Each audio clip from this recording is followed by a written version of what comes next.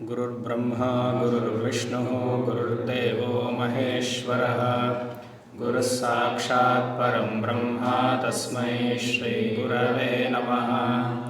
सदाशिवसमारम्भां शङ्कराचार्यमध्यमाम् अस्मदाचार्यपर्यन्तां वन्दे गुरुपरम्पराम्। यश्छन्दसां वृषभो विश्वरूपः छन्दोभ्यो नारायण शन्नो मित्रः शं वरुणः शन्नो भवत्वर्यमा शन्न इन्द्रो बृहस्पतिः शन्नो विष्णुरुक्रमः। नमो ब्रह्मणे नमस्ते वायो त्वमेव प्रत्यक्षं ब्रह्मासि त्वामेव प्रत्यक्षं ब्रह्म वदिष्यामि ऋतं वदिष्यामि सत्यं वदिष्यामि तन्मामवतु तद्वक्तारमवतु अवतु माम् अवतु वक्तारम्। ॐ शान्तिः शान्तिः शान्तिः। सहना भवतु सहनौ भुनक्तु सह वीर्यङ्करवावहै तेजस्विनावधीतमस्तु मा विद्विषावहै। ॐ शान्तिः शान्तिः शान्तिः।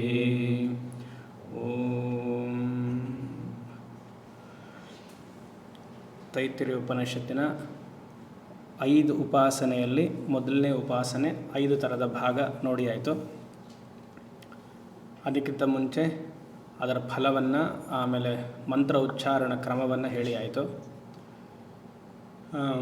ಈಗ ಉಪನಿಷತ್ತು ಮೇಧಾ ಸೂಕ್ತವನ್ನು ಹೇಳ್ತಾ ಇದೆ. ಮೇಧಾ ಕಾಮಃ, ಬುದ್ಧಿ ಚೆನ್ನಾಗಿರಲಿ ಅಂತ ಪ್ರಾರ್ಥನೆ. ಅದು ಉಪನಿಷತ್ತಲ್ಲೇ ಬರೋದು, ಬೇರೆ ಎಲ್ಲೂ ಬರೋಲ್ಲ. ಯಾಕಂದರೆ ಮನುಷ್ಯನಿಗೆ ಬುದ್ಧಿ ಚೆನ್ನಾಗಿದ್ದರೆ ಅವನು ಚೆನ್ನಾಗಿರ್ತಾನೆ, ಎಲ್ಲರನ್ನೂ ಒಳ್ಳೆಯ ಮನಸ್ಸಲ್ಲಿ ನೋಡ್ತಾನೆ, ಇನ್ನೊಬ್ರಿಗೂ ಹಾರೈಸ್ತಾನೆ. ಬುದ್ಧಿ ಸರಿಗಿಲ್ಲ ಅಂದರೆ ಅವನು ಹಾಳಾಗೋಗ್ತಾನೆ, ಇನ್ನೊಬ್ರಿಗೂ ಕೆಟ್ಟ ಕೆಟ್ಟದಾಗೆ ಹಾರೈಸ್ತಾನೆ. ಆ ರೀತಿಯಾಗಿ ಮೇಧಾ ಸೂಕ್ತ, ಮಹಾನಾರಾಯಣ ಉಪನಿಷತ್ತಲ್ಲೊಂದು ಮೇಧಾ ಸೂಕ್ತ ಬರುತ್ತೆ, ಅದಕ್ಕೆ ಪೂರಕವಾಗಿ ಇದೊಂದು ಹೇಳಿದ್ದಾರೆ. ಎರಡೇ ಮೇಧಾ ಸೂಕ್ತ ಅಲ್ಲ, ಹಲವಾರು ಮೇಧಾ ಸೂಕ್ತಗಳು ವೇದದಲ್ಲಿದೆ. ಎಲ್ಲ 4 ವೇದದಲ್ಲೂ ಇದೆ. ಪ್ರಸಿದ್ಧವಾಗಿರುವಂಥದ್ದು ಇದು. ಅದನ್ನು ನೆನ್ನೆ ನೋಡಿದ್ವಿ, ಅಂದರೆ ಹೇಳಿ ಆಯಿತು, ಪಾರಾಯಣ ಮಾಡಿ ಆಯಿತು. ಈಗ ಇದರ ಅರ್ಥವನ್ನು ನೋಡಬೇಕು. ನೆನ್ನೆ ಹೇಳ್ತಿದ್ದೆ, ಪಾಠಶಾಲೆಯಲ್ಲೆಲ್ಲ ಇದು ಒಂದು ಕ್ರಮ ಅಂತ ಇಟ್ಕೊಂಡಿದ್ದಾರೆ. ಒಂದು ದಿನಕ್ಕೆ 16 ಸತಿ ಹೇಳಿಸ್ತಾರೆ ಮಕ್ಕಳಿಗೆಲ್ಲ. ನಾನು ಕಲಿತಾಗೂ ಹೇಳಿಸ್ತಾ ಇದ್ರು. ಇವಾಗ ನಮ್ಮ ಗುರುಗಳ ಪಾಠಶಾಲೆಯಲ್ಲೂ ಹಾಗೆ ಇತ್ತು. ಎಲ್ಲ ಪಾಠಶಾಲೆಯಲ್ಲಿ ಇದೆ ಅಂತಿಲ್ಲ, ಬಟ್ 1 ಸತಿ ಹೇಳಿಸ್ತಾರೆ, 2 ಸತಿ ಹೇಳಿಸ್ತಾರೆ. ಇಲ್ಲಿ ನಮ್ಮ ಕ್ರಮ ನಾವೆಲ್ಲ 3ನೇ ಕ್ಯಾಟಗರಿ ಹುಡುಗರು ಹಾಗೆ ಅಂತ 16 ಸತಿ ಹೇಳಿಸೋರು, ಮತ್ತೆ ಹೇಳಿ ಅಂತ. ಆ ರೀತಿಗೆ ಒಳ್ಳೆ ಪ್ರಾರ್ಥನೆ ಇದು. ಏನು ಹೇಳ್ತಿದ್ದಾರೆ ಅಂದರೆ, ಯಶ್ಚಂದಸಾಂ ವೃಷಭೋ ವಿಶ್ವರೂಪಃ ಯಹ, ಯಾವ, ಯಹ ಅಂತಿದೆಯಲ್ಲ, ಯಾವ ಛಂದಸ್ಸು ಅಂತ. ಇಲ್ಲಿ ಛಂದಸ್ಸು ಅಂದರೆ ವೇದ ಮಂತ್ರಗಳು ಅಂತ ಅರ್ಥ. ಛಂದಯತಿ ಅಂತಾರೆ ಆಚಾರ್ಯರು. ಛಂದಯತಿ ಅಂದರೆ ಯಾವ ವೇದ ಮಂತ್ರದ ಉಚ್ಚಾರಣೆಯಿಂದ ಮನಸ್ಸಿಗೆ ನೆಮ್ಮದಿ ಕೊಡುತ್ತೋ ಅಂತಹ ವೇದ ಮಂತ್ರಗಳು. ಛಂದಸಾಂ ವೃಷಭ ವಿಶ್ವರೂಪ. ವೃಷಭ ವೇದದ ಮಂತ್ರಗಳಲ್ಲಿ ಇರುವಂತಹ ಎಲ್ಲ ಉತ್ಕೃಷ್ಟವಾದ ಮಂತ್ರಕ್ಕಿಂತ ಯಾವುದು ಅಂದರೆ ಪ್ರಣವ. ಇಲ್ಲಿ ವೃಷಭ ಅಂದರೆ ಪ್ರಣವ ಅಂತ ಅರ್ಥ. ವಿಶ್ವರೂಪ, ಆ ಪ್ರಣವವೇ ವೃಷಭನಾಗಿ ಹಲವಾರು ವೇದ ಮಂತ್ರಗಳಾಗಿದ್ದಾನೆ. ವಿಶ್ವರೂಪ ಅಂದರೆ ಹಲವಾರು, ಪ್ರಣವವೇ ಹಲವಾರು ವೇದ ಮಂತ್ರಗಳಾಗಿವೆ. ಇವಾಗ ಪ್ರದೋಷ ಪೂಜೆಯಲ್ಲಿ ಏನು ಮಾಡ್ತೀವಿ ನಾವು? ವೃಷಭನನ್ನು ಕರ್ಕೊಂಡು ಅದರ ಮೇಲೆ ಈಶ್ವರನ, ಶಿವ ಹಾಗೂ ಶಕ್ತಿಯನ್ನು ಇಟ್ಟು ಮಧ್ಯದಲ್ಲಿ ಶಿವಲಿಂಗವನ್ನು ಇಟ್ಟು ಪೂಜೆ ಮಾಡ್ತೀವಿ. ವೃಷಭ ಅಂದರೆ ಅದೊಂದು ಗಾಂಭೀರ್ಯತೆಗೆ, ಪ್ರಣವ ಅಂದರೆ ಒಂದು ಗಾಂಭೀರ್ಯತೆ, ಡಿಗ್ನಿಫೈಡ್ ಲುಕ್. ನೀವು ಶ್ರೀಶೈಲಕ್ಕೆ ಹೋದರೆ, ಅದು ಪ್ರದೋಷದ ಸಮಯಕ್ಕೆ ಏನಾದ್ರು ಹೋದರೆ, ಅಲ್ಲಿ ವೃಷಭೇಶ್ವರ ಅಂದರೆ ನಂದಿ ಅಲ್ಲ, ಅಂದರೆ ನಿಜವಾದ ಎತ್ತನ್ನು ಅಲ್ಲಿ ಪೂಜೆ ಮಾಡ್ತಾರೆ. ಅದೇ ನಂದಿ ಅಂತ. ಇಲ್ಲಿ ತಮಿಳುನಾಡಲ್ಲೂ ನಂದಿಗೆ ಪ್ರಧಾನ, ಆಮೇಲೆ ಶಿವನಿಗೆ. ಕರ್ನಾಟಕದಲ್ಲಿ ಎರಡೂ ಇಲ್ಲ. ಯಾಕಂದರೆ ಸೋಮವಾರತನ ಜಾಸ್ತಿ ಇರೋದ್ರಿಂದ ಪೂಜೆನೇ ಮಾಡಲ್ಲ. ಯಾವತ್ತೋ ಒಂದು ದಿವಸ ಮಾಡ್ತಾರೆ. ಅಲ್ಲಿ ಅವ್ರಿಗೆ ಪ್ರದೋಷದ ದಿವಸ ನಂದಿಗೆ ಪೂಜೆ ಮಾಡಬೇಕು ಅಂತ ಗೊತ್ತೇ ಇಲ್ಲ, ಶಿವನಿಗೆ ಮಾತ್ರ ಮಾಡಬೇಕು ಅಂತ. ಹೌದು, ಶಿವನಿಗೂ ಇದೆ, ವಿಶೇಷವಾಗಿ ನಂದಿಗೂ ಮಾಡಬೇಕು, ಶಿವನಿಗೂ ಮಾಡಬೇಕು ಸಮಕಾಲದಲ್ಲಿ, ಇಲ್ಲ ಒಂದಾದಮೇಲೆ ಒಂದು ಮಾಡಬೇಕು. ಹಾಗೆ ಶ್ರೀಶೈಲದಲ್ಲಿ ಪ್ರದೋಷ ಸಮಯದಲ್ಲಿ ನಿಜವಾದ ನಂದಿಗೆ ಪೂಜೆ ಆಗುತ್ತೆ. ಆ ನಂದಿ ನೀವೇನಾದ್ರು ನೋಡಿದ್ರೆ 5 ಅಡಿ ಗಾತ್ರಕ್ಕಿರುತ್ತೆ. ನೀವು ನಿಂತರೆ 4.75 ಅಡಿ ಗಾತ್ರಕ್ಕೆ ಬರುತ್ತದು. ಬೃಹತ್ತಾಕಾರವಾಗಿದೆ, ಹತ್ತಿರ ಹೋಗೋಕ್ಕೆ ಭಯ. ಅದರ ಮೇಲೆ ಒಂದು ಮಣೆಯನ್ನು ಹಾಕಿ, ದೊಡ್ಡ ಮಣೆ, ಆ ಮಣೆಗೆ ಆ ಕಡೆ ಈ ಕಡೆ 4 ಕಾಲನ್ನು ಹಾಕಿ ಅದನ್ನು ಗಟ್ಟಿಯಾಗಿ ಕಟ್ಬಿಟ್ಟಿರ್ತಾರೆ, ಬೀಳಬಾರ್ದು ಅಂತ. ಅದರ ಮೇಲೆ ಪ್ರಭಾವಳಿ ಸಮೇತ ಶಿವ ಹಾಗೂ ಶಕ್ತಿ, ಶಿವ ಪಾರ್ವತಿಯರನ್ನು ಅಲ್ಲಿ ಇರಿಸಿ ಮೊದಲೊಂದು ಶಿವಲಿಂಗವನ್ನು ಇಟ್ಟು ಶಿವಲಿಂಗಕ್ಕೆ ರುದ್ರಾಭಿಷೇಕ ಮಾಡಿ ಆಮೇಲೆ ಇಬ್ಬರಿಗೂ ಪೂಜೆ ಮಾಡಿ ಉತ್ಸವ ತೊಗೊಂಡು ಬರ್ತಾರೆ ದೇವಸ್ಥಾನದಲ್ಲಿ. ಅದಾದಮೇಲೆ ನಂದಿಗೆ ಪೂಜೆ, ಸೈಮಲ್ಟೇನಿಯಸ್ಸಾಗಿ ಮಲ್ಲಿಕಾರ್ಜುನನಿಗೆ ಪೂಜೆ. ಈ ಸತಿ ಇವರು ಹೋಗಿದಾಗ ಸುಮ್ಮನೆ ಹೋಗಿದ್ವಿ, ಅವತ್ತು ತ್ರಯೋದಶಿ, ಅದು ಪೂರ್ತಿ ಕಾಣಿಸ್ತು, ಅದೆಲ್ಲ ಇಟ್ಟು ಮುಟ್ಟು ನಮಸ್ಕಾರ ಮಾಡಿ ತುಂಬ ಚೆನ್ನಾಗಿತ್ತು. ಸೊ ವೃಷಭ ಅಂದರೆ ಅದೊಂದು ಆ ಗಾಂಭೀರ್ಯ. ಆ ರೀತಿಯಾಗಿ ಇಲ್ಲಿ ಪ್ರಣವ ಗಾಂಭೀರ್ಯತೆಯನ್ನು ಗಳಿಸಿದೆ. ಅದಕ್ಕೆ ಪ್ರತಿಯೊಂದು ಗೋಶಾಲೆಯಲ್ಲೂ ಹೇಳ್ತಾರೆ ವೃಷಭ ಇರಬೇಕು ಅಂದರೆ ನಂದಿ ಎತ್ತಿರಬೇಕು ಅಂತ. ಈಗ ಏನು ಮಾಡ್ತಿದ್ದಾರೆ, ಎಲ್ಲ ಗೋಶಾಲೆಯಲ್ಲಾಗಲಿ ಅಥವಾ ಸರ್ಕಾರದಲ್ಲಾಗಲಿ ಹೆಣ್ಣು ಹಸುಗಳು ಮಾತ್ರ ಇರಬೇಕು, ಗಂಡು ಹಸು ಬೇಡ ಅಂತ. ಯಾಕಂದರೆ ಗಂಡು ಹಸು ನಿಮ್ಗೆ ಹಾಲು ಕೊಡಲ್ವಲ್ಲ, ಆಮೇಲೆ ಅದನ್ನು ಮೇಂಟೈನ್ ಮಾಡೋದು ಕಷ್ಟ, ಗುಂಬಿಟ್ರೆ. ಇವಾಗ ಅದನ್ನು ತಡೆಯೋದಕ್ಕೇ ವೀಗನ್ ಬಂದಿರೋದು. ಗಂಡು ಹಸುನೂ ಬೇಕು, ಅದು ವೃಷಭದ ಅದರ ಸಾನ್ನಿಧ್ಯನೂ ಬೇಕು. ನೀವು ಶಿವಪುರಾಣ ಆಗಲಿ ಲಿಂಗಪುರಾಣ ಎಲ್ಲ ಓದಿದ್ರೆ ಹೇಗೆ ಹಸುಗೆ ನಮ್ಮ ಹೆಣ್ಣು ಹಸುಗಳಿಗೆ ಹಣ್ಣು ತಿನ್ನಿಸ್ತೀವೋ, ಸೋಮವಾರ ಗುರುವಾರ ಪ್ರದೋಷ ಏಕಾದಶಿ ದಿವಸ ಎತ್ತಿಗೆ ತಿನ್ನಿಸ್ಬೇಕು ಅಂತಿದೆ. ಎತ್ತಿಗೆ ಮೇಲ್ ಕೌಗೆ ಸುತ್ತು ಬರಬೇಕು ಅಂತಿದೆ. ಇದನ್ನು ಯಾಕಂದರೆ ಇದು ಹಾಲು ಕೊಡಲ್ಲ ಅಂತ ಏನು ಮಾಡಿದ್ದಾರೆ, ಇವಾಗ ಇಂಜೆಕ್ಟ್ ಮಾಡ್ತಾರೆ. ಹೆಣ್ಣು ಹಸುಗೆ ಮಗು ಆಗಬೇಕು ಅಂದ್ರೇ ಅದು ಹೆಣ್ಣು ಮಗುನೇ ಬರಬೇಕು ಅಂತ ಅದರ ಇಂಜೆಕ್ಟ್ ಮಾಡ್ತಾರೆ. ಇದನ್ನು ತಡೆಯೋದೊಂದು ಗ್ರೂಪ್ ಇದೆ, ಅದಕ್ಕೆ ಇದು ತೊಂದರೆನೇ ಬೇಡ ಅಂತ ವೀಗನ್ ಶುರು ಆಗಿರೋದು. ಇದೆಲ್ಲ ವಿದೇಶದಲ್ಲಿ ತುಂಬ ಪ್ರಚಲಿತವಾಗಿದೆ. ಯಾಕಂದ್ರೆ ಅವ್ರು ಬಂದು ಹೇಳ್ತಿರ್ತಾರಲ್ಲ, ನಮಗೆ ಏನು ಸ್ವಾಮಿ ಮಾಡೋದು ಹೀಗೆಲ್ಲ ಆಗೋಗಿದೆ ಅಂತ. ಮುಂದುವರಿಸಿ ಏನು ಬೇಕು. ಇಲ್ಲಿ ಭಾರತದಲ್ಲಿ ಪರವಾಗಿಲ್ಲ, ಈಗ ಶುರುವಾಗಿದೆ. ರಾಜಸ್ಥಾನ ಆ ಕಡೆ ಎಲ್ಲ ಇಟ್ಕೊಳ್ತಾರೆ. ನಮ್ಮಲ್ಲಿ ಇಲ್ಲಿ ಕರ್ನಾಟಕ ಅಥವಾ ತಮಿಳುನಾಡು ಆಂಧ್ರಲ್ಲೆಲ್ಲ ಎತ್ತೇ ಇಲ್ಲ. ಮತ್ತು ಅದಕ್ಕೂ ಇವಾಗ ಇಂಜೆಕ್ಷನ್ ಹಾಕಿ ಮಗುನ ಮಾಡಲೇಬಾರ್ದು, ಅದು ದೊಡ್ಡ ದೋಷ. ಯಾಕಂದರೆ ಅದಕ್ಕೆ ನ್ಯಾಚುರಲ್ ಇನ್ಸ್ಟಿಂಕ್ಟ್ ಅಲ್ವಾ, ಯಾವುದೇ ಹೆಣ್ಣು ಗಂಡಿಗೆ ನ್ಯಾಚುರಲ್ ಇನ್ಸ್ಟಿಂಕ್ಟ್ ಸೇರಬೇಕು ಅನ್ನುವಂಥ ಮನೋಭಾವ ಇರುತ್ತೆ. ಇಂಜೆಕ್ಷನ್ ಹಾಕಿಬಿಟ್ರೆ ಅದಕ್ಕೆ ಆ ವೃತ್ತಿನೇ ಹೊರಟೋಗುತ್ತಲ್ಲ. ಅದನ್ನು ಇರುವಂತಹ ಆಸೆಯನ್ನು ನಾವು ಈ ಥರ ಇಂಜೆಕ್ಷನ್ ಆಗಿ ತಡಿಬಾರ್ದು. ಅದು ದೊಡ್ಡ ಆಂದೋಲನ ನಡೀತಾ ಇದೆ. ನಮಗದೆಲ್ಲ ಗೊತ್ತಿಲ್ಲ, ಯಾಕಂದ್ರೆ ನಾವೆಲ್ಲ ಬ್ರಹ್ಮಜ್ಞಾನಿಗಳಾದ್ರಿಂದ ಅದ್ರ ಬಗ್ಗೆ ಗೊತ್ತಿಲ್ಲ ನಮಗೆ. ಹಸು ವಿಚಾರದಲ್ಲಿ ಬ್ರಹ್ಮಜ್ಞಾನಿಗಳು ನಾವು. ಅಯ್ಯೋ ಅದೇನೋ ಆಗುತ್ತೆ ಬಿಡಿ ಅಂತ ನಮಗೆ ಗೊತ್ತು, ಯಾಕಂದ್ರೆ ಗೋಶಾಲೆ ಇಟ್ಕೊಂಡಿದ್ದೀವಲ್ಲ, ದಿನ ಬೆಳಗಾದ್ರೆ ಹಣೆ ಬರೋದು ಅಲ್ವಾ. ಯೋಚನೆ ಮಾಡಿ. ಸೊ ಯೋಚನೆ ಮಾಡಿ ಅಂದರೆ ಅದೊಂದು ಪಾಯಿಂಟ್ ಜಸ್ಟ್ ಮನಸ್ಸಿಗೆ ಬಂತು, ವೃಷಭ ಹಾಗೆ ಅಂತ. ಸೊ ಯಶ್ಚಂದಸಾಂ ವೃಷಭೋ ವಿಶ್ವರೂಪ. ಓಂಕಾರ ಎತ್ತಿನ ಥರ ಗಾಂಭೀರ್ಯವಾಗಿದೆ. ಎಲ್ಲ ವೇದ ಮಂತ್ರಗಳಲ್ಲೂ ಉತ್ಕೃಷ್ಟವಾಗಿರುವಂಥದ್ದು ಓಂಕಾರ. ಅದಕ್ಕೆ ಕೃಷ್ಣ ಹೇಳಿದ್ದು 7ನೇ ಅಧ್ಯಾಯದಲ್ಲಿ, ಪ್ರಣವ ಸರ್ವವೇದೇಶು ಶಬ್ದಕ್ಕೆ ಪೌರುಷಂ ಋಷು. ಎಲ್ಲ ವೇದಗಳಲ್ಲೂ ಪ್ರಣವ ಕಣಯ್ಯ. 9ನೇ ಅಧ್ಯಾಯದಲ್ಲೂ ಹೇಳ್ತಾನೆ, ಪಿತಾಮಹಸ್ಯ ಜಗತಃ ಧಾತಾ ಮಾತಾ ಪಿತಾಮಹ ವೇದ್ಯಂ ಪವಿತ್ರ ಓಂಕಾರ ರುಕ್ಸಾಮಯುಜುರೇವ ಚ ಗತಿರ್ಭರ್ತಾ ಪ್ರಭು ಸಾಕ್ಷಿ ಅಲ್ವಾ. ಆ ರೀತಿಯಾಗಿ ವಿಶ್ವರೂಪ ಛಂದೋಭ್ಯ ಅಮೃತಾತ್ ಸಂಭಭೂವ ಸಮ್ಯಕ್ ಭಭೂವ. ಇಲ್ಲಿ ಛಂದಸ್ಸು ಅಂದರೆ ವೇದ ಮಂತ್ರಗಳು ಅಂತ. ಹೇಗೆ ಪ್ರಣವವು ವಿಶ್ವಾಕಾರವಾಗಿ ಎಲ್ಲ ವೇದ ಮಂತ್ರಗಳಾಯಿತು, ರುಕ್ಕಾಯಿತು, ಯಜಸ್ಸಾಯಿತು, ಸಾಮ ಆಯಿತು, ಅದರಣ ಆಯಿತು, ಅದೇ ರೀತಿಯಾಗಿ ಛಂದಸ್ಸು ಅಮೃತದಂತೆ ಇರುವಂತಹ ಪ್ರಣವವು ಹೊರಗಡೆ ಬರಲಿ. ವೇದ ಮಂತ್ರಗಳಲ್ಲಿ ಛಂದೋಭ್ಯ ವೇದ ಮಂತ್ರಗಳು, ಅದರಲ್ಲಿ ಅಮೃತದಂತೆ ಸಂಭಭೂವ ವೇದ ಮಂತ್ರಗಳನ್ನು ಹೇಳ್ತಾ ಸಾರ ಏನು? ವೇದ ಮಂತ್ರಗಳಲ್ಲಿ ಸಾರ ವ್ಯಾಹೃತಿ, ವ್ಯಾಹೃತಿಯ ಸಾರ ಏನು? ಪ್ರಣವ. ಆ ಪ್ರಣವು ಅಮೃತದಂತೆ ಹೊರಗಡೆ ಬರಲಿ. ಹೊರಗಡೆ ಬರಲಿ ಅಂದರೆ ಅದ್ರ ಬಗ್ಗೆ ಗಮನ ಇರಲಿ ಅಂತ. ಅದಕ್ಕೆ ರಾಮಕೃಷ್ಣರ ಪರಮಹಂಸರು ಏನು ಹೇಳಿದರು? ಗಾಯತ್ರಿಯ ಸಾರ ವ್ಯಾಹೃತಿ, ವ್ಯಾಹೃತಿಯ ಸಾರ ಪ್ರಣವ, ಪ್ರಣವದ ಸಾರ ಮೌನ, ಮೌನದ ಸಾರ ಬ್ರಹ್ಮ. ಮೌನವೇ ಬ್ರಹ್ಮ. ಗಾಯತ್ರಿನ ಯಾಕೆ ಮಾಡ್ತಿದ್ದೀರಾ ಅಂತಂದರೆ ವ್ಯಾಹೃತಿಯಲ್ಲಿ ಪ್ರವೇಶ ಆಗೋಕ್ಕೆ.